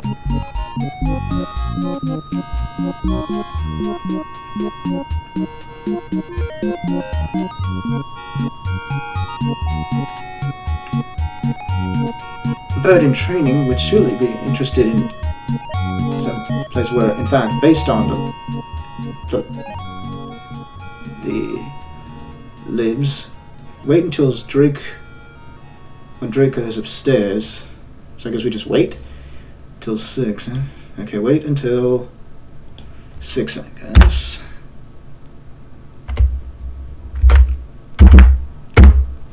Drake thumbs up. Thanks, the bartender. Claps no. Okay. Give parchment. Okay. So now we need to give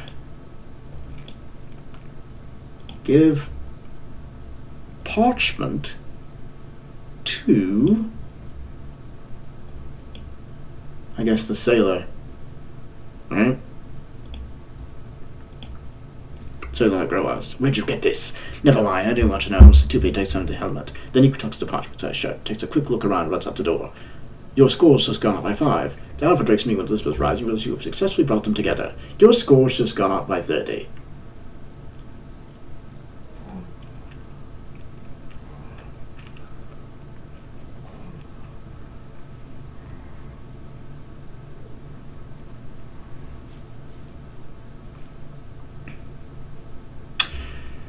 Where's the bracelet?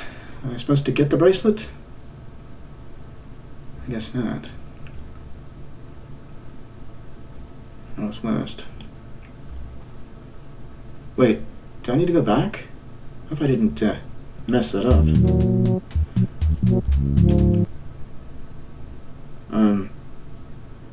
I guess not. I guess it doesn't really matter. I guess we don't have to get the bracelet. Okay, out.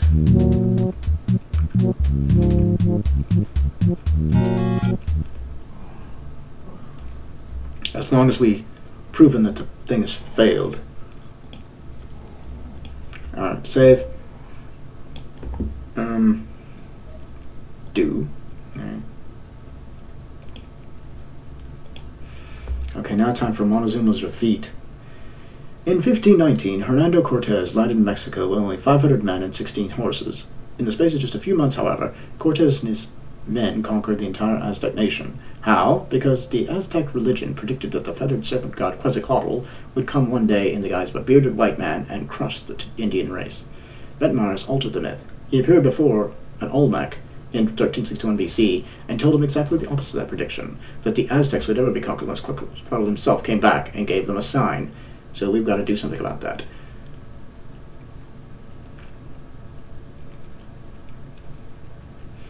So let's head to Dover, 1361, apparently, for some reason.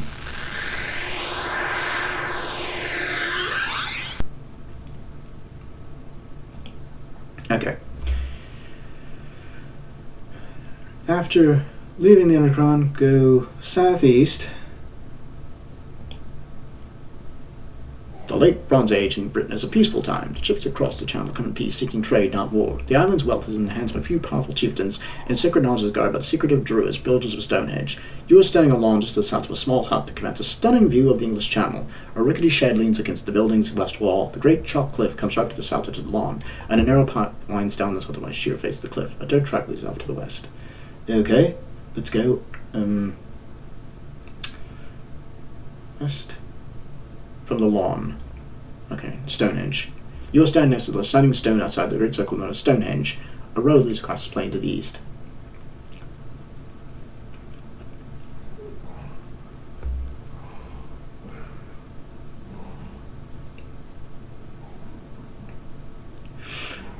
Sit on the sighting stone. Okay.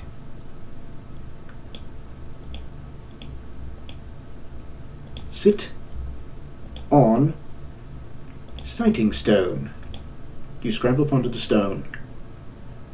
Wait until the druid appears. Okay. The sky is getting brighter. Soon it will be dawn. The deep black sky to the east begins to soften to a rich blue, which in turn becomes tinged with pink. Soon the massive stones are silhouetted against the sky stained with red. Yellow streaks begin to dance across the sky overhead, playing with the clouds and lighting up the area around you.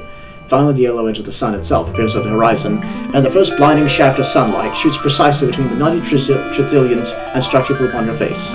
Sunrise on the morning of the summer solstice is complete, and once again the ancient stones have stood mute witness to the precision of the ancient cycles of the universe. An old man steps up from among the trillions and says, "Greetings, stranger. It is good to see there are still those who study the old knowledge. Your score's just gone up by 5. Ask Druid about Stonehenge."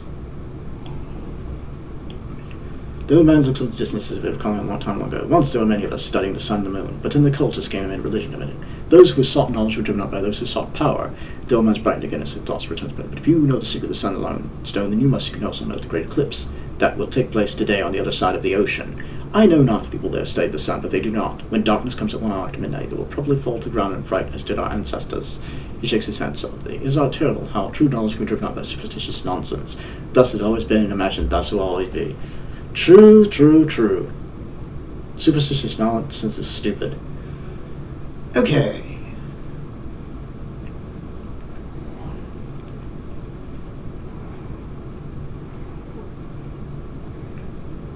Stand.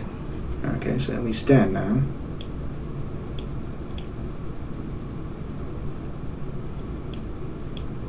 Okay, we stand. Stand. Stand. You stand up. Go east. Back to the lawn.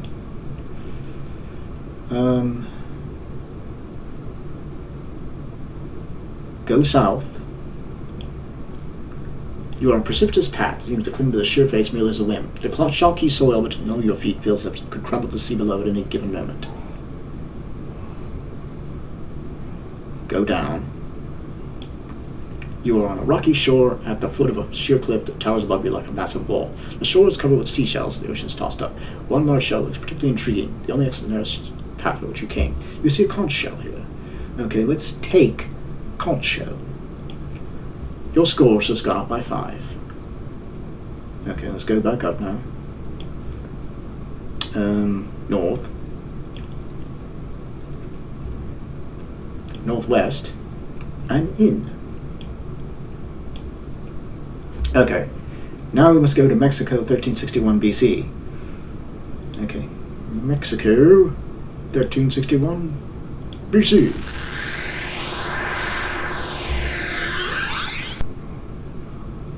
When you step out of the underground, the Olmec is still recovering from his session with Vladimir. The Olmec Indians were the first to establish a lasting civilization in Mexico. Their newly found reliance on farming led them to sun worship, while their more barbarous origins were retained in the practice of cannibalism. You step onto an island in the middle of the marshy lake, seeming to shimmer even though it's close at hand. An Olmec Indian is seen making a deep bow in a posture of obedience. He casually raises his side, looks at you, and cries out, "What have you done with the feathered god?" He leaps to his feet and starts running towards you with murders. I wish you know something he doesn't know. Perhaps now would be a good time to leave. Alright, wait.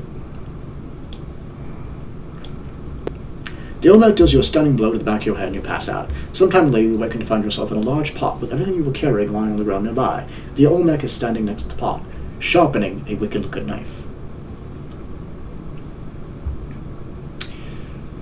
Okay. Tell Olmec about where's the eclipse? There's no eclipse listed here. You people are talking about telling about the eclipse. There's no eclipse.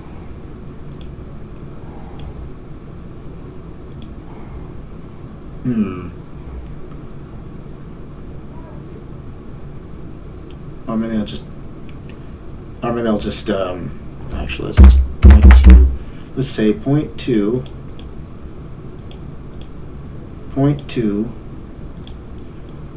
sun. Olmec stops in mid-stroke. Gets a worried look on his face.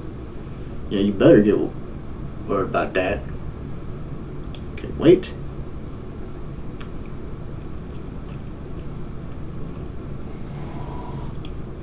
Suddenly the sun disappears and the world fades into an eerie semi-darkness. The eclipse is right on time. The Olmec drops his knife and falls to the ground. He buries his face in dirt, cowering in abject terror. Okay. Well, let's get out of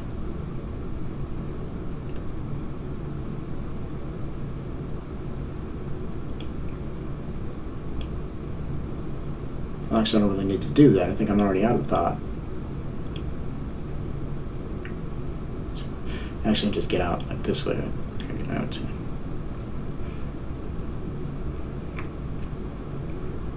Take all. You take the flint knife, you take the lighter, you take the acacia, you take the pill, you take the briefing papers, you take the plaque, you take the helmet, you take the conch shell. Uh-oh. We better get out of here quick. In. Phew, that was a close one. Now let's head to Mexico 452.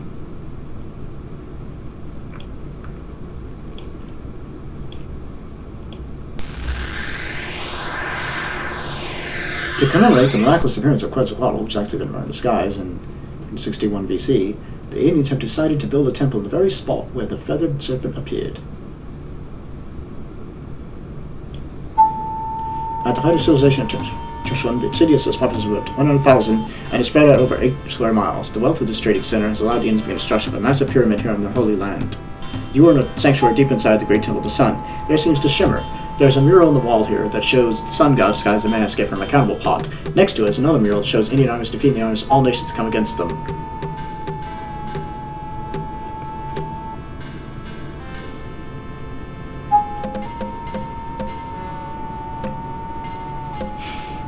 Okay, so we have to do this thing. Oh, I guess we'll go ahead and do this now, because we're going to do it again later anyway.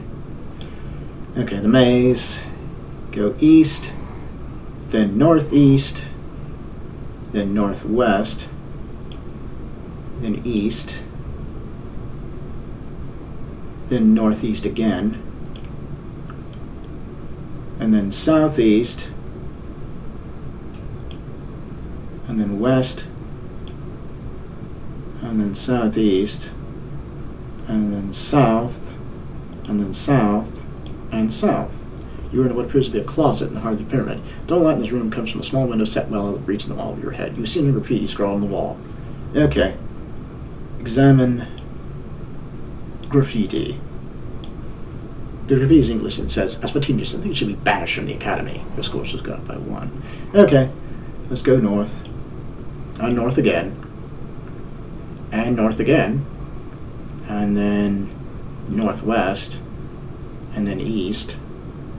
And then northwest, and then southwest, and then west, and then southeast, and then southwest, and then west, and finally go back in.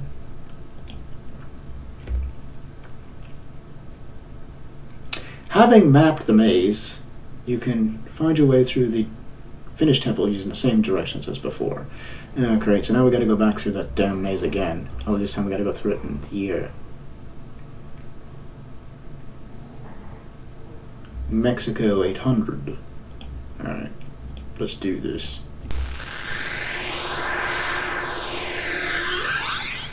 Alright, out. Okay. Yeah, we gotta get the costume, so we gotta go through this so we can get that damn costume. Alright, so east, northeast,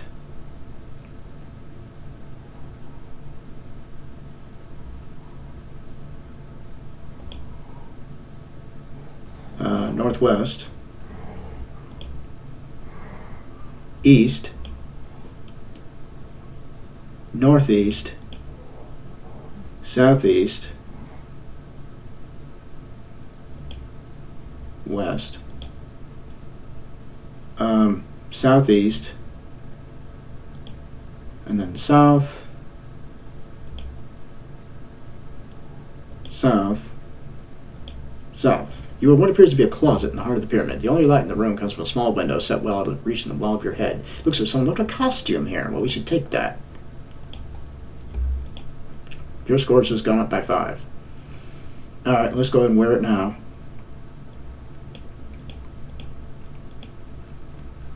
Wear costume. You put on the costume. Alright, now we must go back through these directions again. North, north, north, and then northwest, and then east, and then northwest, and then southwest, and then west, and then southeast, and then southwest, and then west, and then in. Alright. Now let's go to Mexico 1215.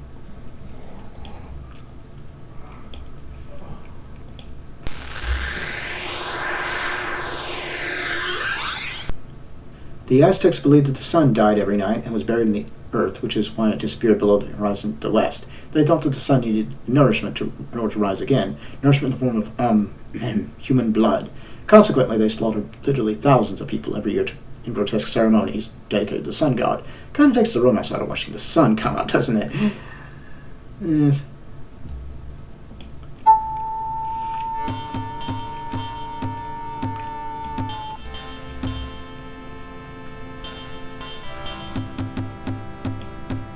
Okay. Fortunately, one of the sacrificial victims, we're about to alter tradition. Okay, so east. The room is almost completely dark. Oh crap, this again? Northeast. Northwest. East. Northeast. Up. After feeling around the walls, you discover some ladder rungs have been carved in the rock. Quickly you scramble toward the source of light. Alcove. You're on top of the Pyramid of the Sun. An alcove just to the north of a gruesome screen made entirely of human skulls. Below you, iron rungs disappear in the darkness. When you appear on the edge of the screen, you're looking towards a blood-stained altar. Point you a struggling warrior. A fearsome-looking priest stands in front of the altar waiting for the sun to go down. When it's only a sacrificial knife, just arrives at the sunset, the warrior will die.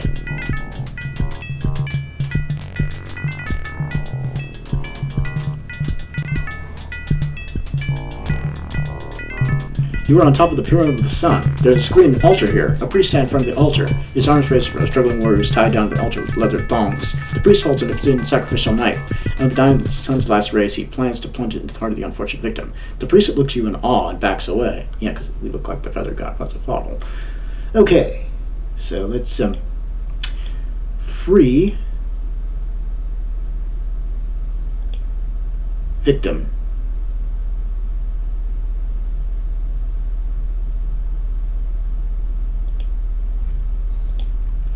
Quick slice of the knife cuts through the leather thongs. The victim leaps to his feet, revealing some familiar symbols carved in the altar where he'd been bound. He wastes no time returning the priest who'd been about to kill him. After a very brief struggle, he managed to push the priest over the side of the pyramid, where he plunges to his death. Then the would-be victim gives a slew of thanks and disappears behind the screen and drowned in the heart of the pyramid. Your score's just gone up by 10. Okay. Read altar. Okay. Examine altar.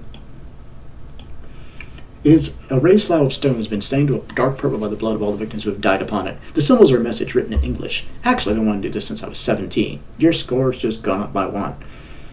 Okay. Okay, so in again, and then southwest, and then west, and then southeast, and then southwest, and then, okay, we're back at the temple. Okay, remember, you're still in the feathered costume. Yeah. Okay, now, let's go to Mexico.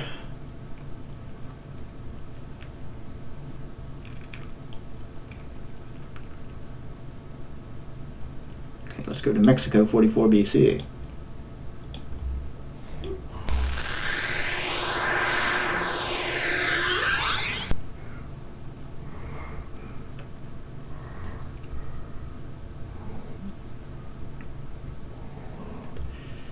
Okay, let's go out. While the great Mayan civilization is flourishing in the Yucatan, the metropolis of Yucatan has grown up on the northeast shore of the great Indian Lake. The Indians hold this place in the island to be sacred, and they've erected a simple one-room temple on the spot, where the feathered serpents believed to have appeared to their Olmec ancestors. You're in a sanctuary inside the sun here seems to shimmer. There's a mural on the wall here that shows the sun god disguised as a man skipping from a cannibal pot. Next to the mural that shows Indian armies defeating the armies of all Indians to come against them. Toltec Indians mentioned for the altar when you materialize its fear and crest. Aye! You returned, almighty Quetzalcoatl. We did not mean to displease you, but now we know we have failed. He brings forward a cushion. Put you in the symbol of our downfall has been prophesied, that we may recognize you are a conqueror and not incur the wrath further by resisting you on the day of your return. Okay. Well.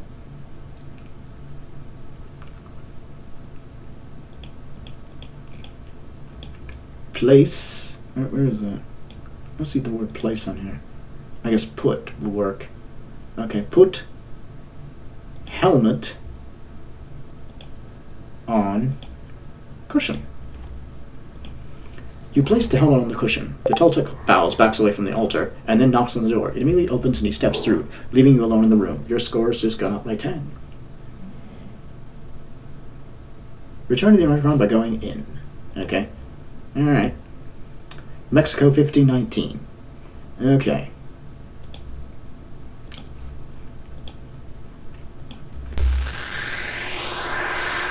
The end of this time period puzzle is near. You've arrived at the time of Cortes and his Aztec rival Montezuma. Wait. Okay. The various Aztec nations reached the peak of its power. Warriors continually invade the weaker neighboring tribes to ensure a fresh supply of sacrificial victims. Members of the nobility routinely slaughter the children of their peasants as a form of population control. You're in a sanctuary deep inside the great temple of the sun. The air here seems to shimmer. There's a mural on the wall here that shows the sun god disguised as a man skipping from a cannibal pot. Next to the mural that shows Indian warriors falling before a small army of men. You notice the man leading the invading army is carrying a helmet. Drastic Chief Montezuma's here, staring at the altar in a peyote-induced trance. Seems surprising you feel that thin even though you're wearing the feathered costume. Montezuma is wearing a bracelet.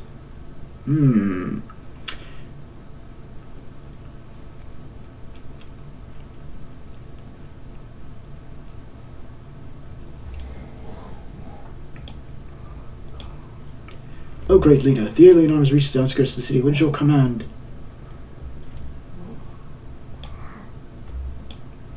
One of them points to the mural on the wall and says, Many generations ago, the great god Quetzalcoatl proclaimed that one day a conquering army would come and destroy our nation. He told us that the leader of this army would bear a helmet. Go, therefore, and see if the leader of this army bears this strange device. If he does so, tell him that I beseech him that he does me this favor, that he allow me to die, and after I'm dead, he come and hold on to reclaim his realm. If by chance he does not want the food offered him prefers instead human flesh, let him eat you, for I vow to come for your wives and children and all your relatives. If he does not bear the device, tell him we shall kill him, flay his skin from his body for a cloak, and then drink his blood by the eye of the new moon. Master bows and leaves the room. Okay.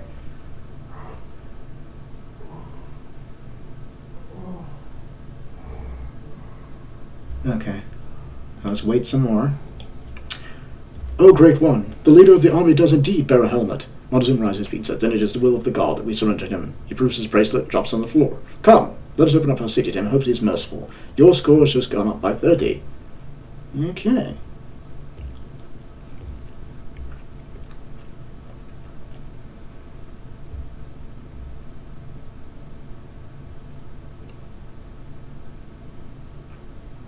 Okay. Preserving the Magna Carta. King John's funds are depleted, and his barons are pressuring him to sign the Magna Carta before they will replenish the royal coffers. This document ensures the rights of the individual and lays the foundation for our democratic system. Bedemar has convinced the king's nephew, Otto of Brunswick, to help refill the king's coffers, and has sent a courier from Dover to Windsor Castle with the news that funds will soon be on the way. If this message reaches King John, the Magna Carta will never be signed. Okay, so let's go back in. But before we do that, let us save, because we took care of another puzzle. Save game. Yes. Do. Okay. Cool. Let's go to Dover now. In 12:15. And then out. Oh, no. I meant to go Dover and then, yes. Oh, wait, Jesus. I keep forgetting. 12:15, right. There we go.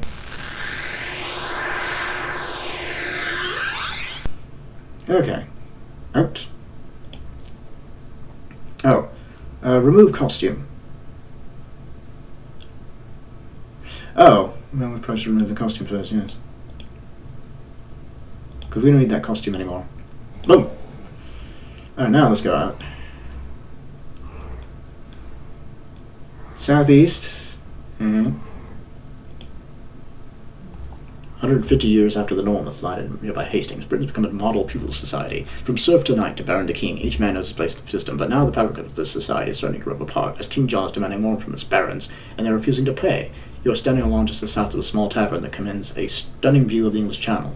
A rickety shed leans against the building's west wall. The great chalk cliff comes right to the south edge of the lawn, and a road winds into the forest wet. An horse is grazing on the grass here. He looks up at new appear and then resumes eating.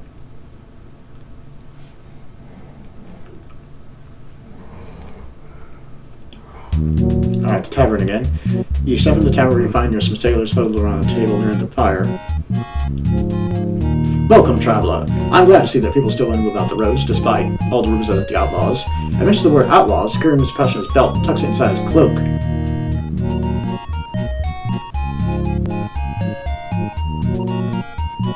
Okay, go out. Okay. Get on horse. Get on horse. You get on the horse.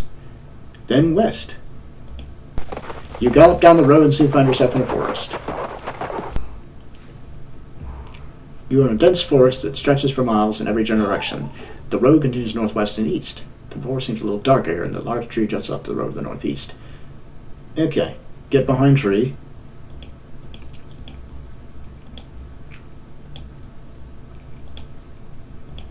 You ride the horse round behind the tree. Suddenly, air whistles past your shoulder and embeds itself in the tree.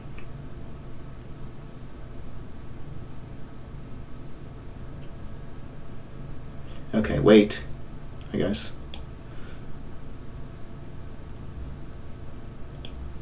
Time passes. The courier's host approached round the bend in the road. Suddenly, a man drops from an overhanging bridge and pulls the courier to the ground, knocking unconscious. Other men emerge from nowhere and see the courier surrounded by outlaws. The leader cuts away the person in his belt and holds up in triumph. Another victory over the friends of the evil King John, who oppresses his subjects that he might fatten his own coffers. He looks right to the spot where you go hiding, calls out, "Emerge, Sir Traveller, and tell us why you did not heed our warning." Out from behind the tree. Right from behind the tree. Take pouch.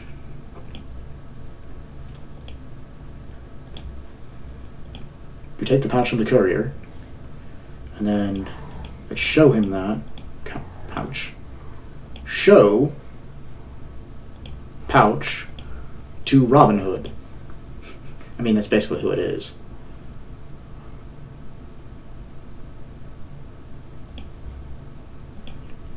The leader takes the pouch, looks inside it, finds the letter. He gives it to one of his men and says, "What do you make of this, friar?" Your score's just gone up by 5.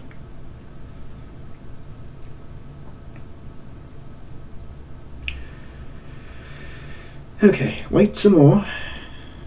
The clerk examines the paper and says, "'Tis a letter from Otto of Brunswick promising money to John Lackland so that he need not grovel before his barons." The friar rummaged through his saddlebag and pulled out a pen and explained. "However, with a few minor changes, I think we may cause some mischief." He sticks his tongue between his teeth and starts scratching at the surface of the paper. Every few months he does so. A few months later he says, "There, that ought to do it. There isn't a clerk alive who will know it's been tampered with." He refolds the letter, puts it back in the pouch, and puts the pouch back inside the courier's cloak.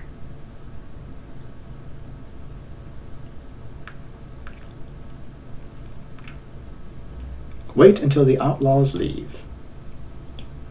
At a signal from the leader, all the outlaws melt with the force, and you are left alone with the unconscious courier.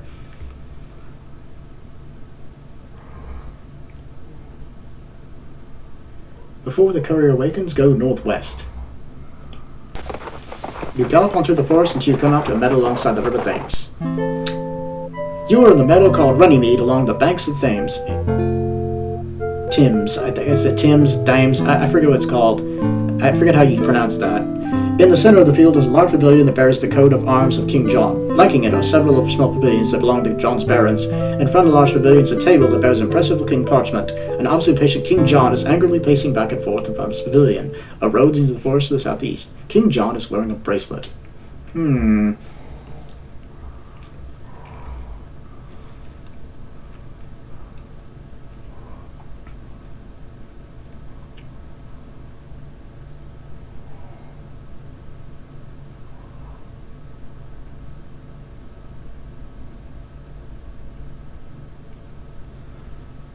Okay, well, let's wait.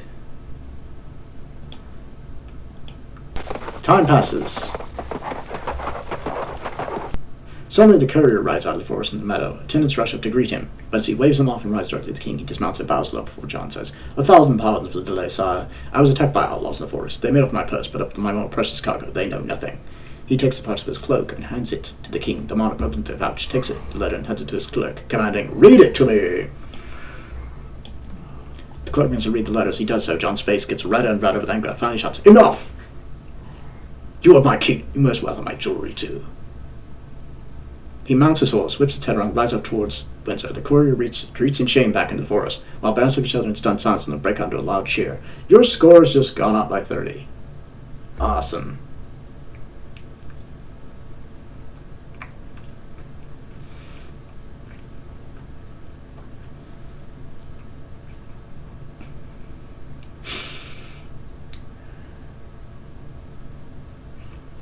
Okay, southeast.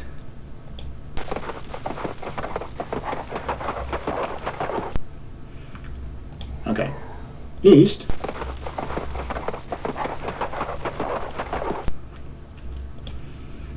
Get off the horse, because we can take the horse with us to into the Intercron.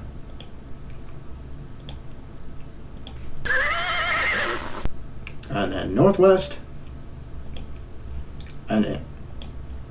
Alright. Now that particular puzzle's done. Now we gotta do the Sultan's Wives.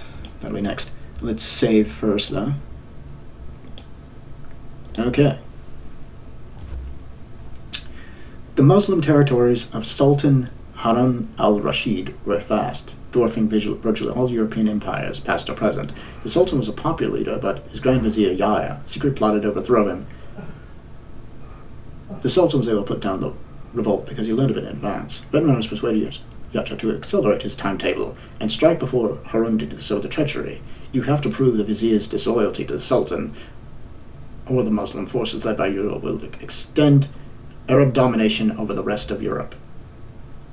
Okay, so let's go to Baghdad 800. Oop, I'm in.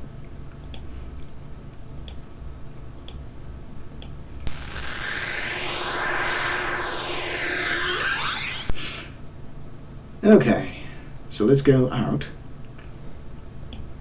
And then west, north, and north. Let's give him the focaccia. That's actually the bread.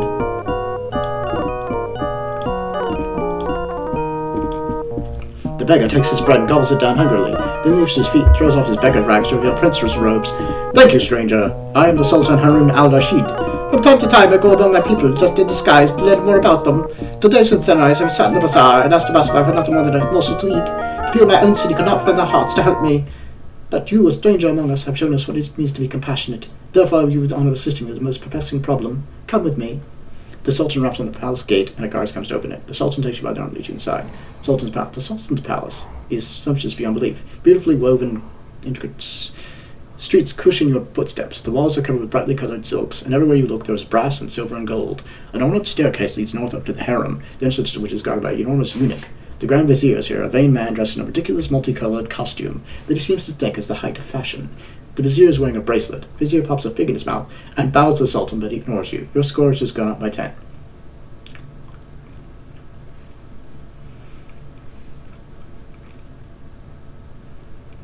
Okay, wait. The Sultan says, Look, I found a man who can help us. You see, I have a rather delicate problem. But what am I thinking? Well, my manners, please make some time to make yourself comfortable here. If you decide you wish to help me, just nod your head. I'll say yes. Otherwise, you are free to go. Alright, let's nod.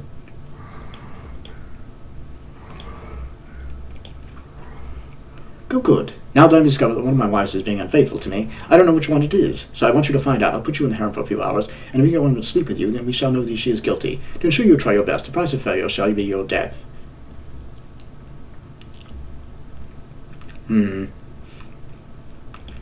Okay.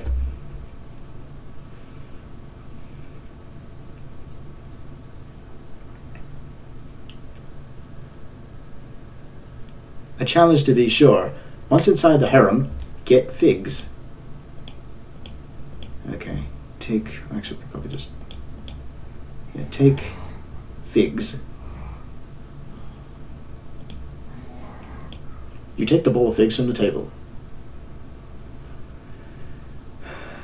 Then lie on divan. Okay.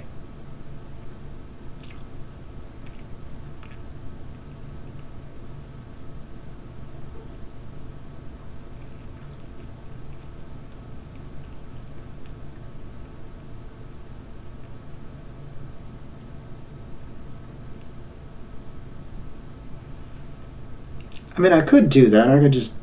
You mean I gotta look at all of them? This is gonna be annoying. I'd rather just know exactly which one I need to go through.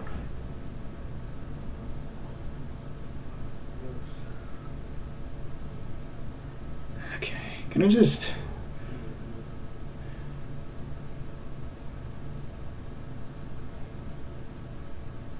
Which one is Jamilia's bedroom? I guess that's the last one, northwest, right?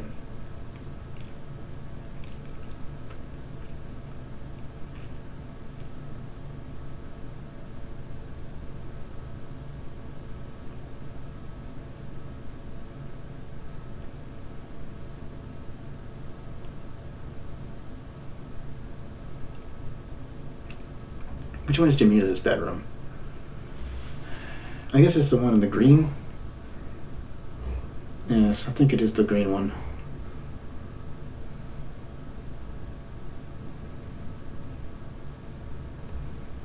So we can probably go to the northwest, but I'm going to wait.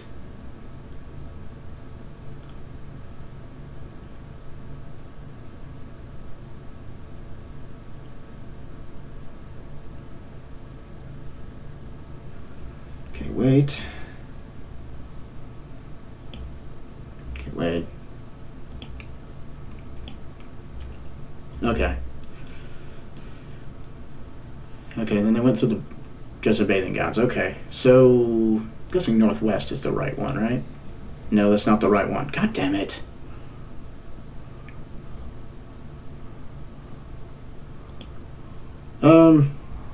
North? No. Which one is it? Or west, maybe? There it is. That's the one. Okay. That's the one we want. Okay, take veil and then wear it.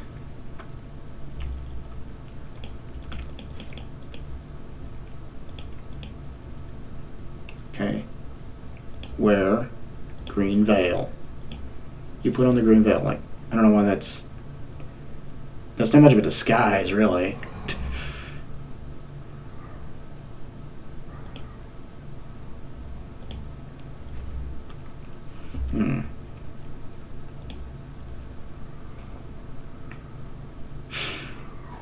Give fig to Vizier. Okay.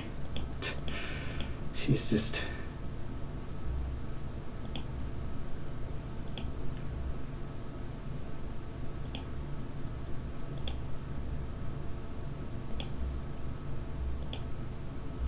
Tonight, same time, your room. Okay. Go north.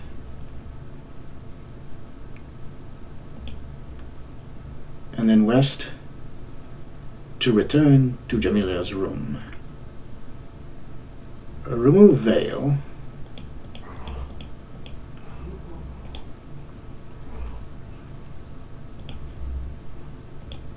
And then hide under the bed.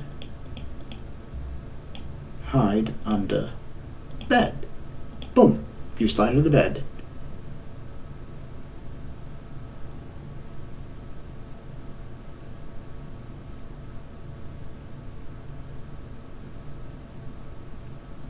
Okay.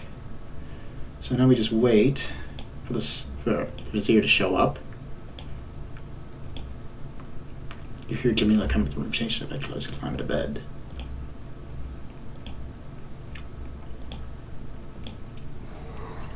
And there he is. A secret door opens the wall, and someone enters the room from your vantage point. All you can see is a pair of purple slippers. The man takes them up, and then you hear the bed creak above you as he gets in. So you hear the Sultan now in the room. The man leaves out the wraps and says, "Hasty, please buy one of his slippers." Oh, well. Take slipper. You take the slipper. The Sultan comes in the room trapped by the eunuch. He spies you under the bed and hauls you out.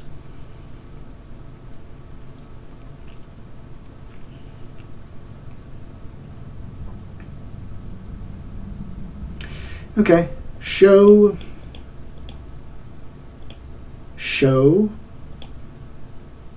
slipper to Sultan.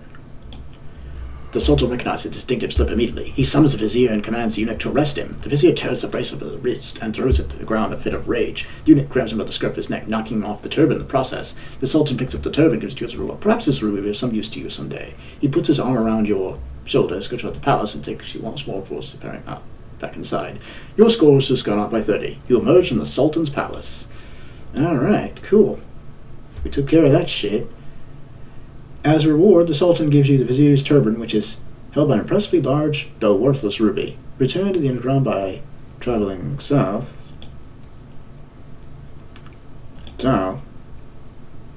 east, and in. Alright, we took care of that one, so let's save again. Cool. Alright. Awesome. Charlemagne's crown. The rule of Charlemagne, the first Holy Roman Emperor, rescued Europe from the Dark Ages. Betmar has persuaded Charlemagne that he shouldn't allow himself to be crowned Holy Roman Emperor without a sign from God. Charlemagne was a truly devout man who accepted the crown only because he believed it was God's will. Your task is to make it appear as God has mysteriously marked the crown with a sign of his favor for Charlemagne. You'll accomplish this by stealing the crown and sing on an extended journey through time. But first we must travel to Peking, 1940. So let's do that.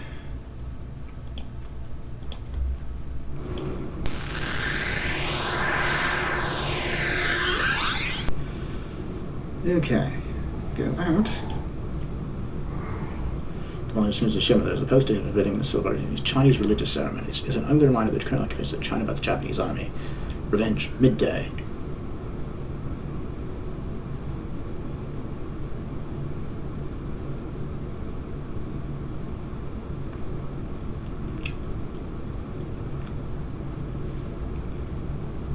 So I guess we just wait till 11:50?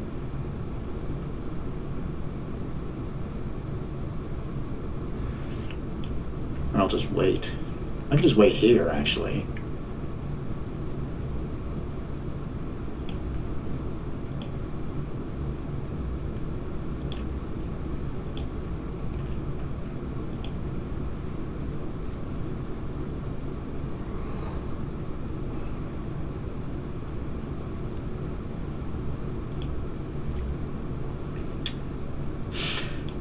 Okay, we need to take Molotov cocktail. Take cocktail. Boom. Alright. Return to the room by going south and in. Okay. And there we go. Okay. Now let's head to Rome 800.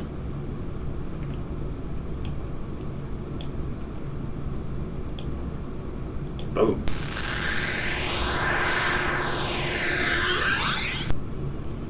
Okay, leave the cloaker by going up.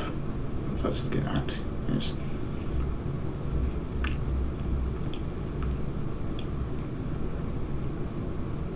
Go north.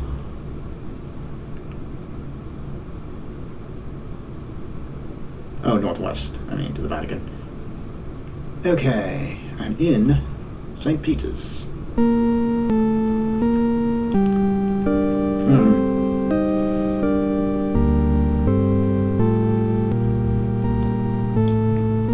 You're in a small, nondescript chapel off the north aisle. The alias sits to the south. There's an altar here with a golden crown perched upon it. In front of the altar, a priest kneels back to you, lost in prayer. Yeah, we're gonna drug this guy.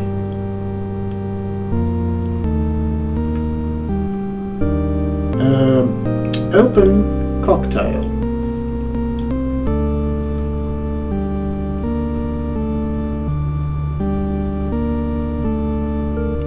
Take handkerchief.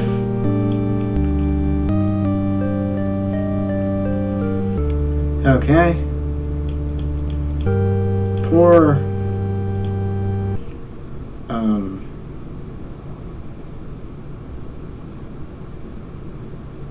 ether onto handkerchief.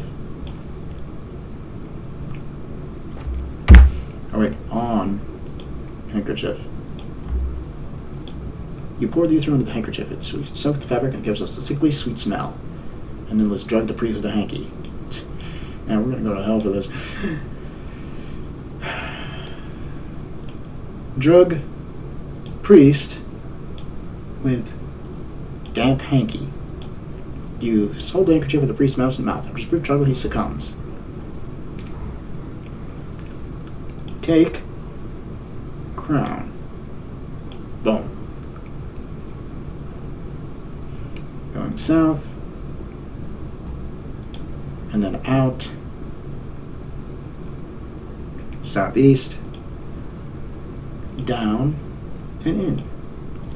Like now we're heading to Cairo, 1361 BC.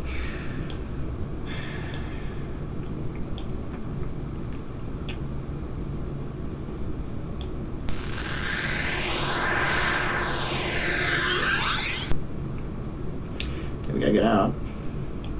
Okay, we're now in the tomb of Cairo, City of the Dead again.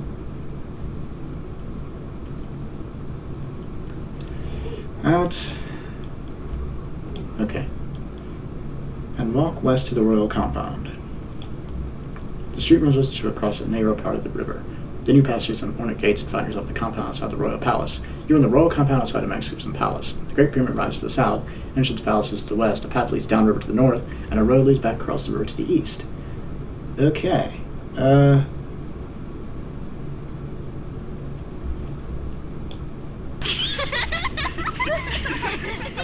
Dwarves, the future King Tut. Interesting. And we see a baby. It can't be that baby. Could it be?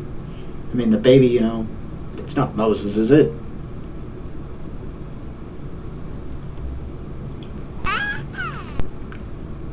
Oh, baby, can I hold him?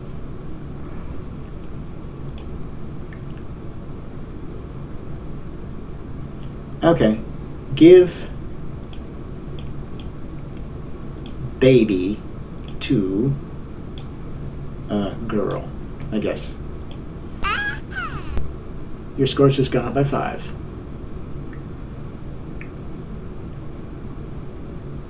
She will take him into the palace, leaving Tut without a playmate. He should probably get used to being alone.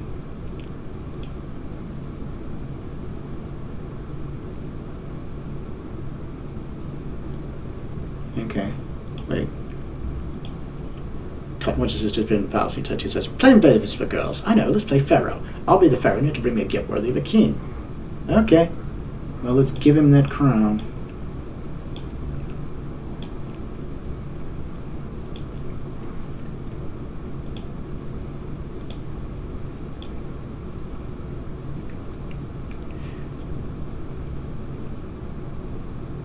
Your score's just gone up by 5. Give the crown to Tut. I already did that. When you do so, he hides it in the pyramid and gives you a map that shows where you hid the crown and how to get past the pyramid's booby traps. The map also contains a drawing of Tut's Ankh, which he left inside the pyramid. Return to the Anchor Crown by going east. Okay. In and in. Okay, head to Cairo 12:15.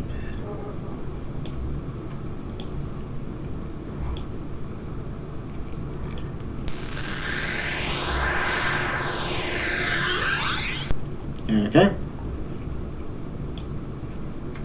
Okay, we're in a tomb, Cairo City of the Dead again.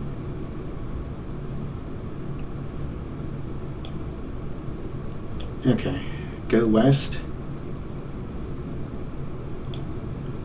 You are in the royal compound outside the ruins of a magnificent palace. The Great Pyramid rises to the south, the path leads downriver to the north, and a road leads back across the river to the east. Go south into the pyramid. You'll notice it's very dark in here. A light lighter.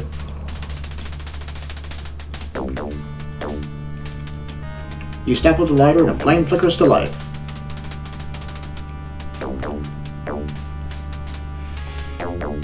Go down into the pit. You're in a pit at the bottom of the descending passage. In the very heart of the pyramid, the descending passage leads up to the north. A decorative stone panel has been placed in the west wall. Push the panel. Okay. Push panel. Push the wall slightly to reveal a hidden passageway to the west. Okay, go in the hidden passage. You are in a small east-west passage. Center of the wall are 5 rectangular tiles, each inscribed with a pictograph of an animal. The creatures represented to be a cat, hawk, snake, scorpion, and crocodile. Okay, your score's just gone up by 10.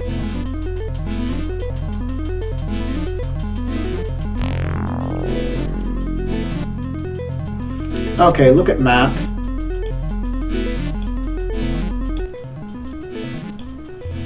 Okay. Hawk, crocodile, snake, scorpion, cat. Okay, so first hawk, and then crocodile. So it's supposed to, okay, push hawk and then crocodile.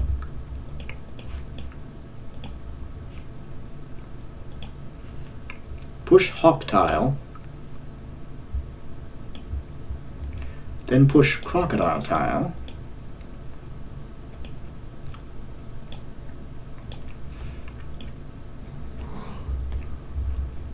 Okay, look at map again, because that's 2 of them. So we push hawk and crocodile. Now snake, scorpion, and cat. Okay. Push. Snake, scorpion, and cat. Okay. So push. Snake tile. Scorpion. And cat. Okay.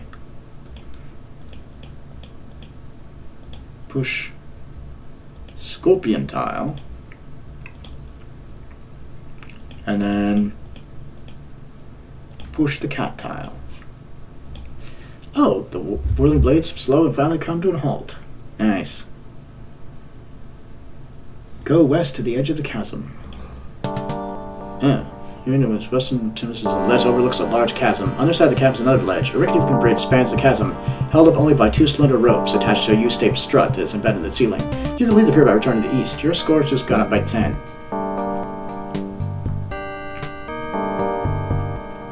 Okay, cross the bridge.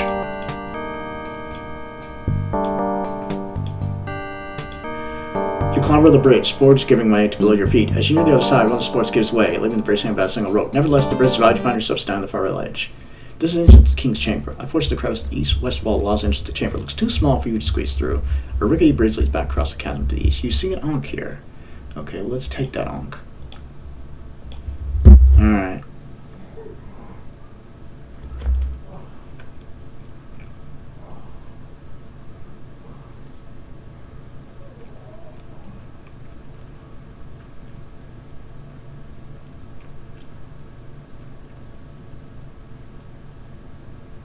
Okay. The map providing the specific sequence of tiles which must be pressed in order to get past the whirling blades is randomly set during each playthrough.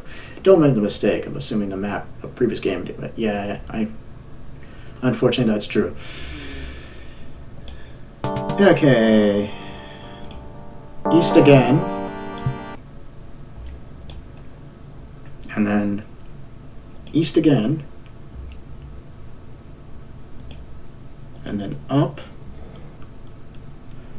And then north, and then east, go back in the tomb, and in. Okay. Oh, this is coinciding. At this point, the Charlemagne puzzle becomes intricately entwined with Napoleon's quest to conquer England. In this section you will recover the crown and return to Charlemagne. Okay. So now we must, since it's interconnected, I'm going to save. And a new section. Okay. Head to Rome, 1798.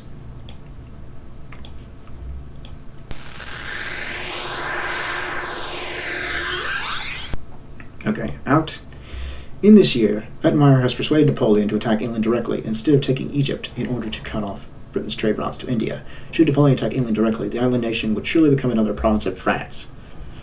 You have to convince Napoleon to attack England as previously planned. What better incentive than the possibility of recovering the fabled crown of Charlemagne?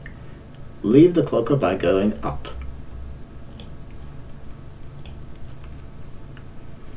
You'll see a rock nearby.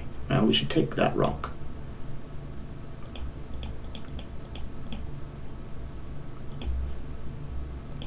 You take the rock. Your score has just gone up by 5. Go southeast. Oh, this again. Throw rock through window.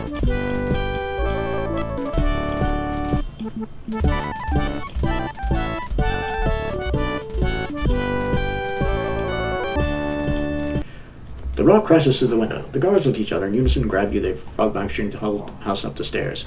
You are in the huge Sala del Mappamondo on the second floor of the Palazzo Venezia. The only way out is past the big guards. You see a rock here. Napoleon is wearing a bracelet. Napoleon is seated in front of a large nautical chart from which the room derived its name. He signals the guards holding a few moments while he finishes talking with his assistants. Okay. Wait until Napoleon is finished talking with his aide. Reminds him to keep his voice down. Now it's not time for, there must be another place we can hit them directly. I'll make my decision at sundown today. If I can think of no alternative immediate time to proceed with your plan. And you're stupid, very clever. You don't look like the type to run riot in the streets. I suspect you were just trying to meet me. Well, make it good. Alright. I will. Show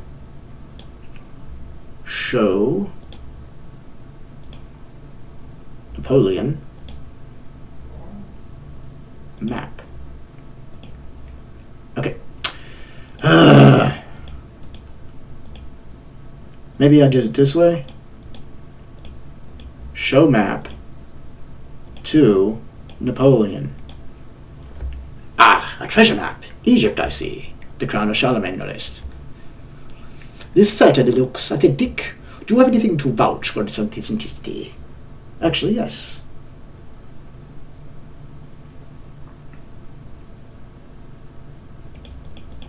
Oh, first we're going to say yes. Good. Let's see it. Alright. Show Ankh to Napoleon. Ooh, this is very interesting. Obviously Egyptian, and obviously very ancient. Amazing, after all these years, that I could be the one to find Charlemagne's crown. Who then could doubt that I am destined to reunite his empire? He scrawls out a note on a... I cannot come now, but when you in Cairo this fall, we shall find the treasure together. Here, you may keep the souvenirs. Your score has just gone up by 30.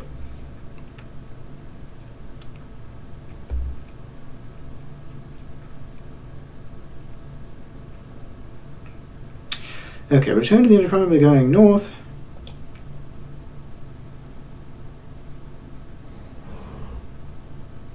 West. Oh, I meant northwest. Down and in. Alright.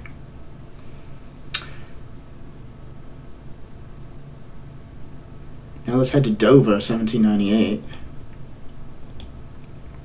Not sure where we're going here. Oh, I see, because we're going to show it to this guy. Admiral Nelson.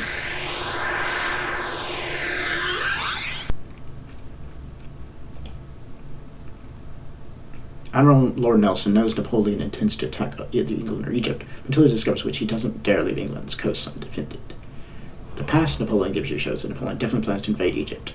You must show the past, Nelson. Okay. Go southeast and north. Head to the, this again. I wish I knew where that blackguard Napoleon was planning to go next. I'll become a madman if I sit here idle too much longer. Well, luckily, I know where he's going.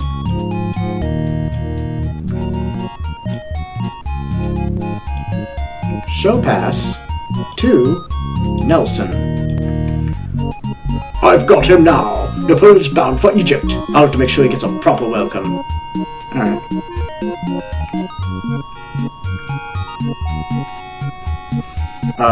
Take hook.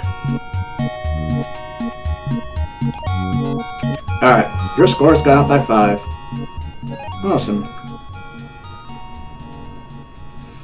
Going out. Northwest. And in. Okay, now we're heading to Cairo, 1798.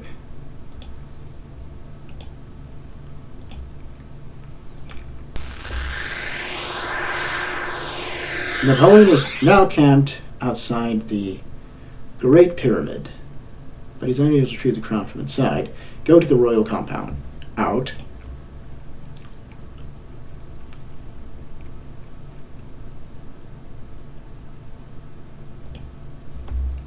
West. Oh, okay, these assholes again. Show pass to soldiers.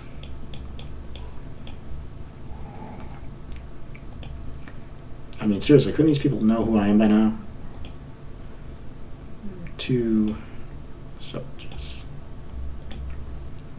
Months later. I've been waiting for you. I've sent 5 minutes to pyramid to none of them come back. This time, Cindy, I'll be right behind you. Alright. Okay.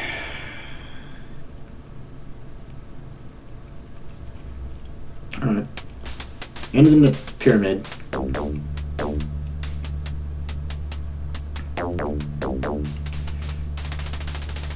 Go down to the pit. Okay, yeah, there's a pyramid at the pit now. Go west in the hidden passage. Then press these damn tiles again. Oh my god, I gotta do this crap again. Annoying. So we gotta read these stupid, look at the map again.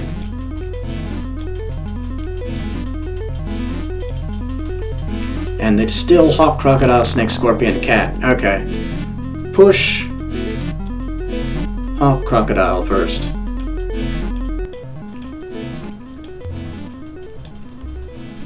Hawk tile, then the crocodile tile, then the snake tile. Guess then the crocodile tile, right? Yes, the crocodile tile's next. Pretty sure. Look at map. Okay. You know, I'd rather you just let me just say look at map. Okay, so hawk and crocodile, and then snake, scorpion, and cat. Okay. So now we need to push the snake one.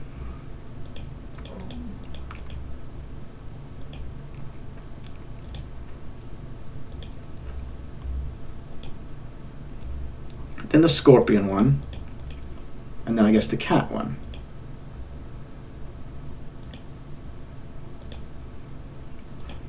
And then push the cat one. Then we should be ready. Yes. Alright, good. And we never have to do that crap again. Okay. Go west to the edge of the chasm.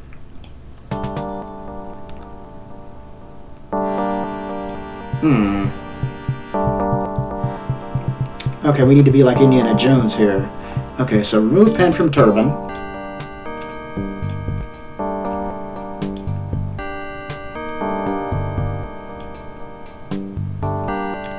Wait.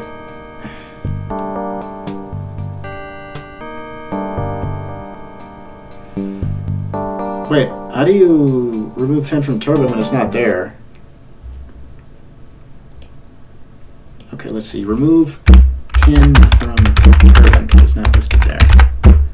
You unhook the pen. Turban rivals in your hands. Unfortunately, clue examination turns out the ruby is just a worthless piece of red glass. Jeez.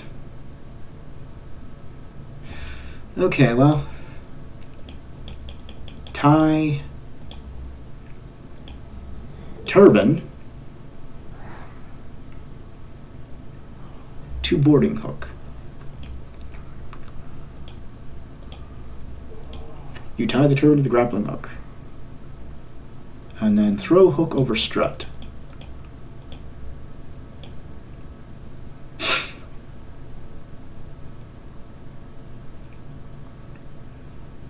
In the great tradition of any Harrison Ford movie, yeah, exactly.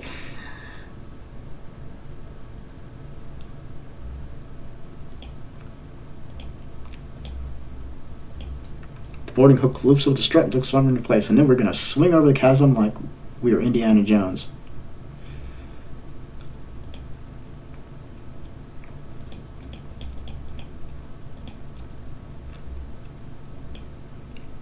Swing's not listed here, though, apparently. Which, okay.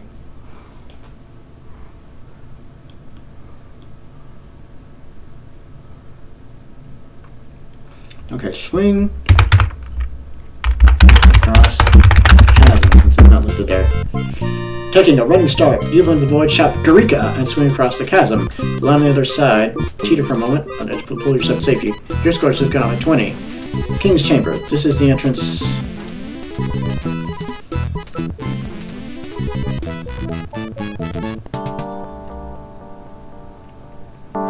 Okay.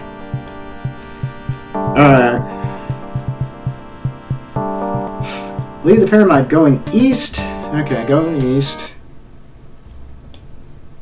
Then east again. And then up, and then north. Alright, we made it out.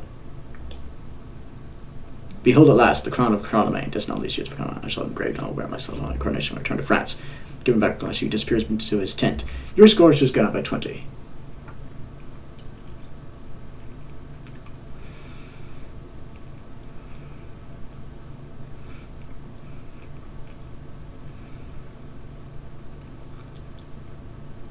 leaving you crownless. Returning your crown by going east.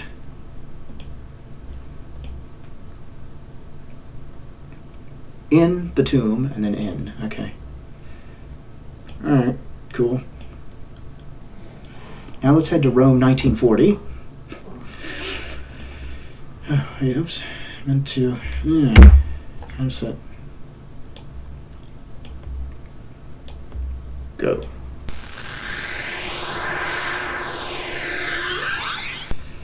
Okay. Out. Go up. Southeast.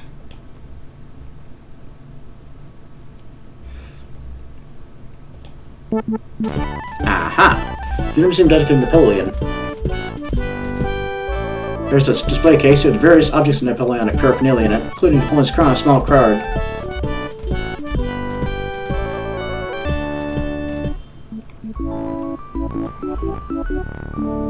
Take crown. Wait till the guard says turn and take the crown of the case.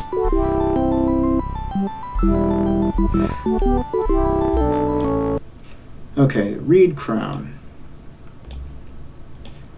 It is engraved in Latin with the words, "This is the crown of Charlemagne, who was anointed the first Holy Roman Emperor in the year of our Lord 800. Okay. Getting out, northwest, down, and in. Okay. Time to head back and bring the Charlemagne puzzle to an end, finally.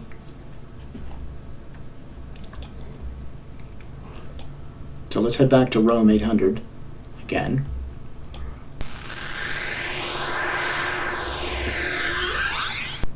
And then out. And then return to the chapel by going up, northwest, west, and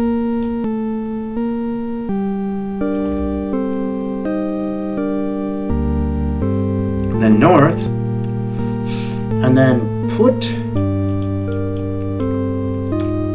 crown on altar. You put the crown on the altar. Wait until the priest wakes up. The ink is no longer damp. The priest wakes up to be six and says, God must understood his ways. Looks at the crown and knows the description. A miracle, he cries. He takes the crown off the altar and runs out of the room. Yeah, totally a miracle.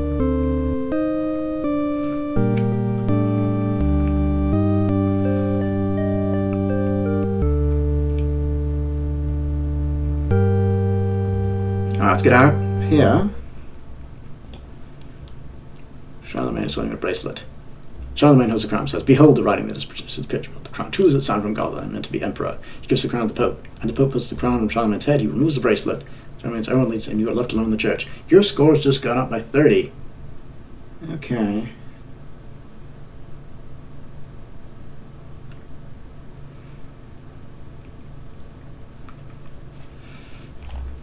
Okay, we're done with all the game stuff here. So we could do these messages here, but I really don't care. I just want to just complete the game. So,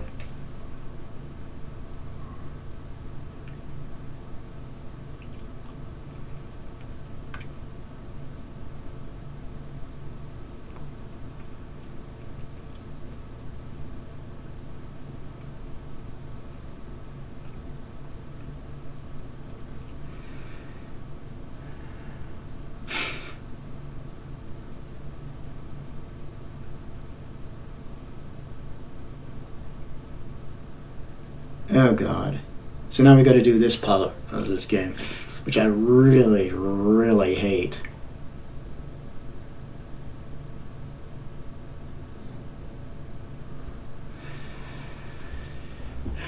So we must travel to Rome 13. I'm going to save before we do this.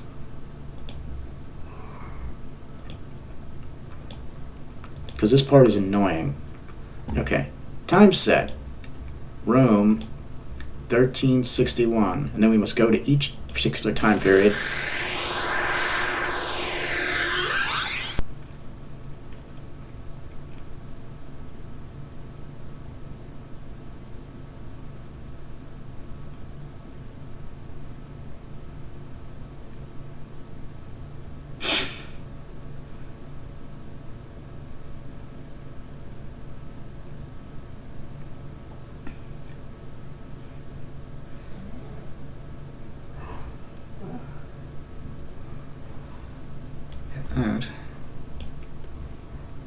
Yeah, this is the only time when it's not necessary to go. Okay.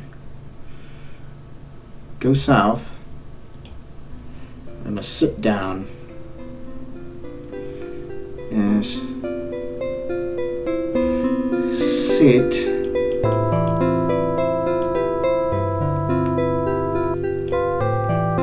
Sit down on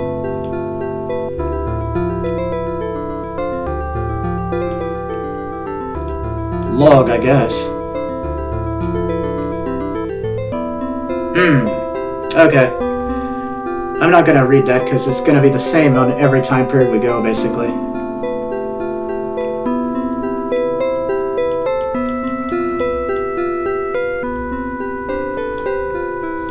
You stand up.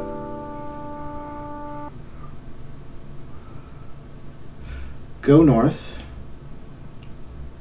And then in.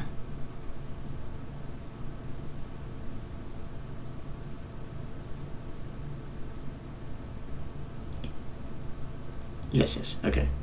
Now we've done that. We need to time set again and go to Rome again, this time in the year 44 BC.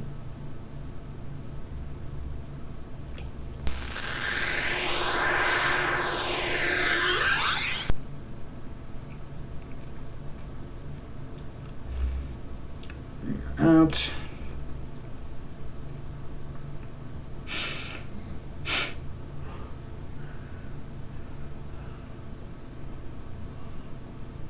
Okay. Up. South. Okay, this guy again. Sit down again. Sit on bench.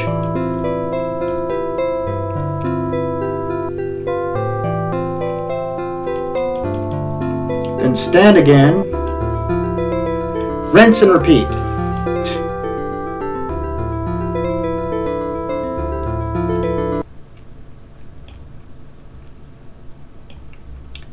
We've done it on that time period. Now we're going to do it again in the year 452 BC or AD. Whatever, it's getting annoying already. We have to do this in every time period. It's really silly, but whatever. Up, and then south, and sit on the damn bench again.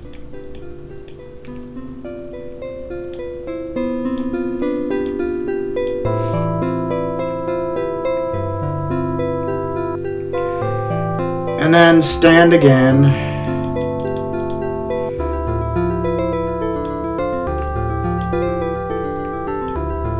And then go north. And then go down. And then go in. And that was 452 AD. So now we must go to 800 AD. Ugh.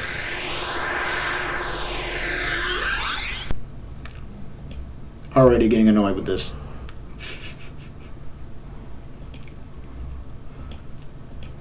I know, sit down again, blah, blah, yada, yada, yada. Sit on bench. Blah, blah, blah. Okay. Stand.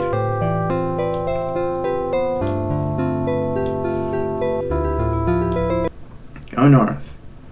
Go down. Go in. Okay.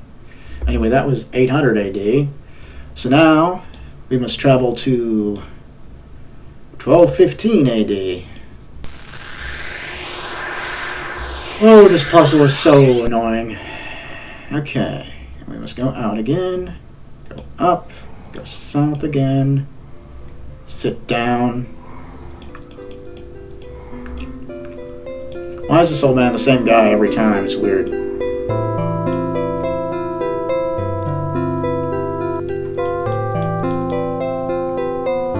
Stand. Okay. And then north, down, and in. And that was Rome 1215. Now we must travel to Rome in the year 1519. Ugh.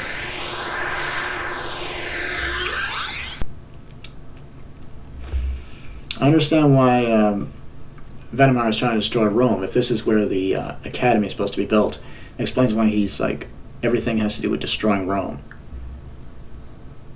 or destroying Europe, because he wants Rome destroyed because it has to do with the academy.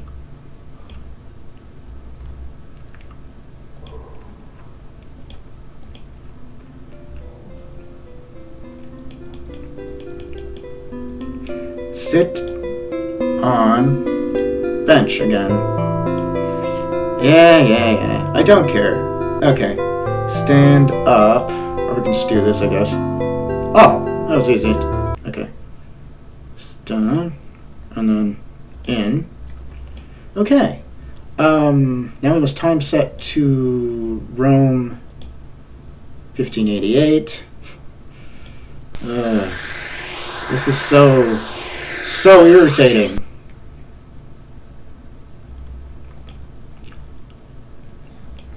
Okay. And then south. Suppose I could just sit down, can't I? Okay. I guess not.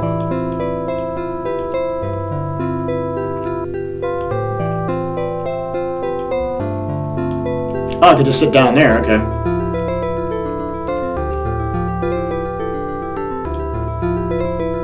Okay, out of there. Down again. In. Okay, now 1798. And then finally 1940.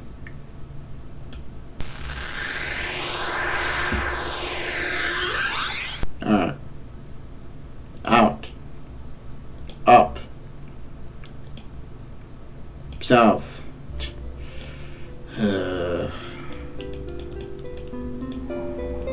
Just sit. Okay. Alright. Out, or up, and then north, and then down, and then in. We can finally be done with this puzzle, finally, because we can just go to Rome 1940 now. Ugh.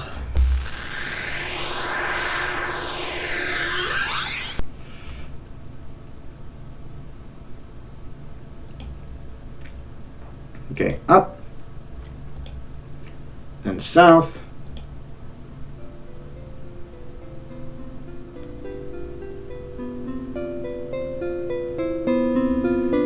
okay, let's sit.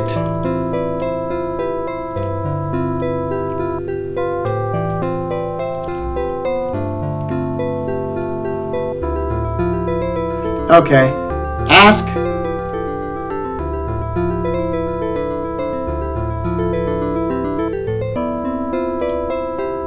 Old man for key. It was given to me by one of my students. He told me that one day, someday such as yourself would come asking for it, and then I should give it to him. I'm delighted to fulfill his trust in me. Alright, cool. And stand.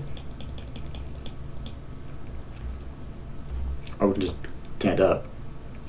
And go north, and then down. Alright. The tower in-game. Once you've solved all the major puzzles, deciphered Vetmar's messages, and acquired the key from the old man, you're ready for the in-game.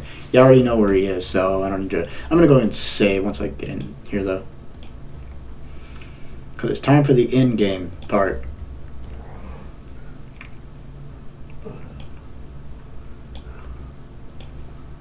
Okay. Now let's head to Baghdad, 1361. Yes. Vetmar's headquarters is in the year 1361 BC in Baghdad.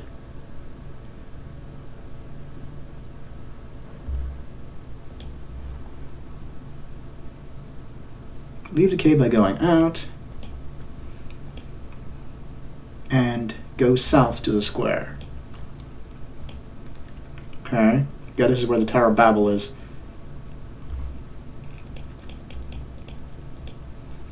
Say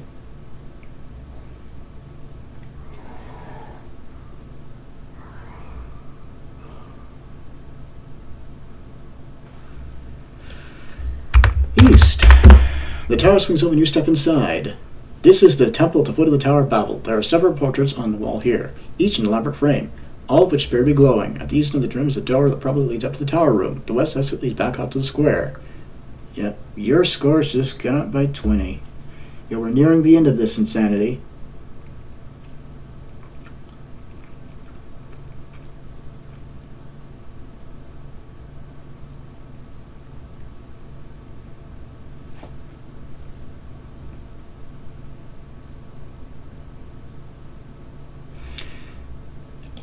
Okay. Okay, we're at the tower room.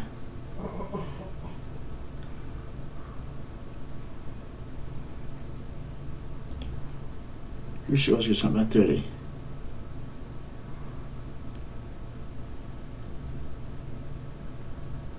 Step on right platform. Okay.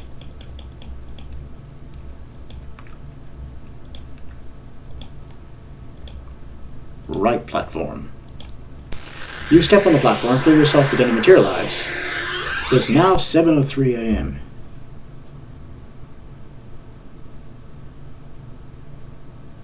You have been transported back in time 57 minutes. Now that you have time to look at the room, discover the two platforms are prototype time machines built by Wettmeyer. One goes forward in time 62 minutes, the other backward 57 minutes. Also, there was a curious doomsday device. You didn't think we were going to let one of those out of the game, did you? Wait until 7:59.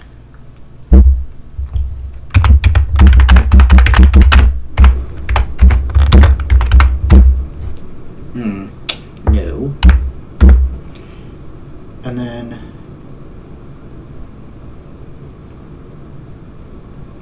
step on left platform.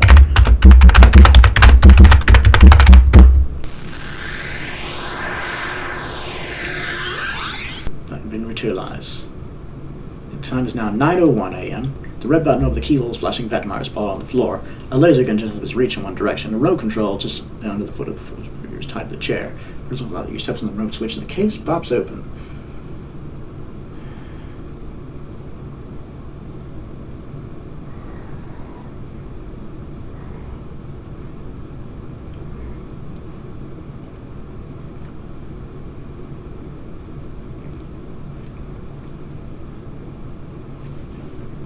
Okay, disable the key. Disable the device with the key. How do I guess I have to type that in because it's not. Disable device with the key. You put the key in the keyhole, the red button stops flashing. Your score is just gone at 50. Wettmeyer grabs the layer, leaps to his feet, and aims it at you. Step on right platform. Okay.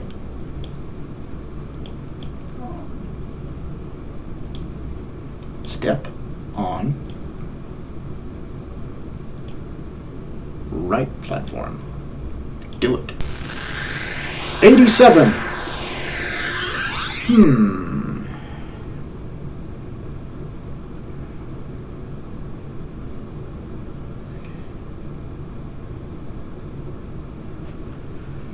Okay. So now we gotta wait for the number. And then he's gonna ask what number we want. Okay. Well, I know what it is.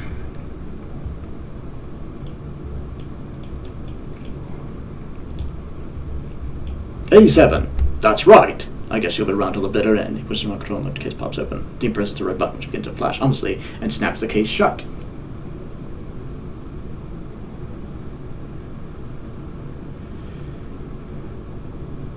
Okay, so we need to wait. And then he's going to turn around like an idiot, and then I get a chance to kick him.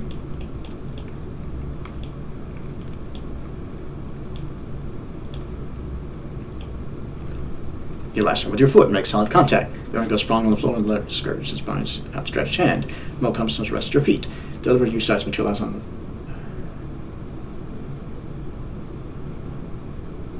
Step on the remote control. Okay. Step on remote control.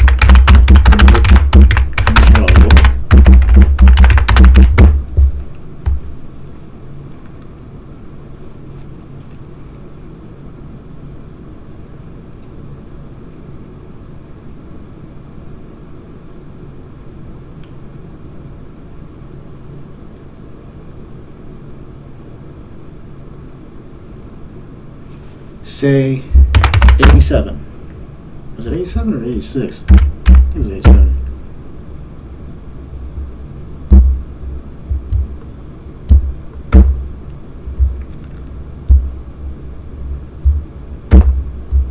Your score just come. I guess it was right. Okay.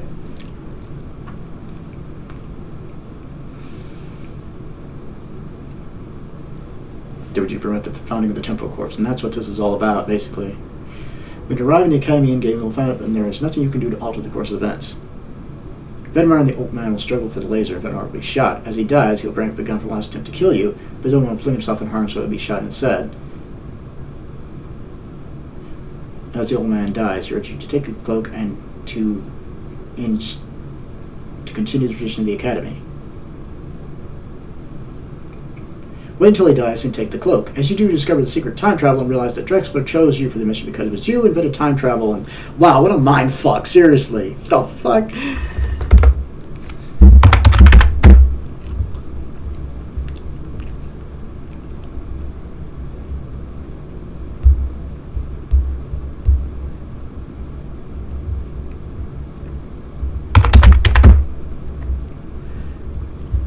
The old man says that Venmar slowly comes from a shot from despite eyes and ears. You must be from the future, much as H.G. Wells predicted. But one thing puzzles me: you seek to change the future by killing me. It won't work. I'm an old man, it's only a short time to live. I plan to spend my few remaining days here at the Academy, reflect upon the nature of life as I've always done. Killing will surely have no effect in this future you envision. You're lying. The Temporal Corpse was found here on this very day. You know the location of that box, and I can prove it.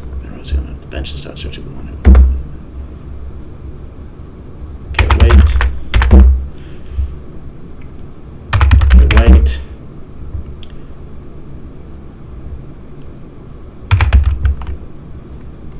Take the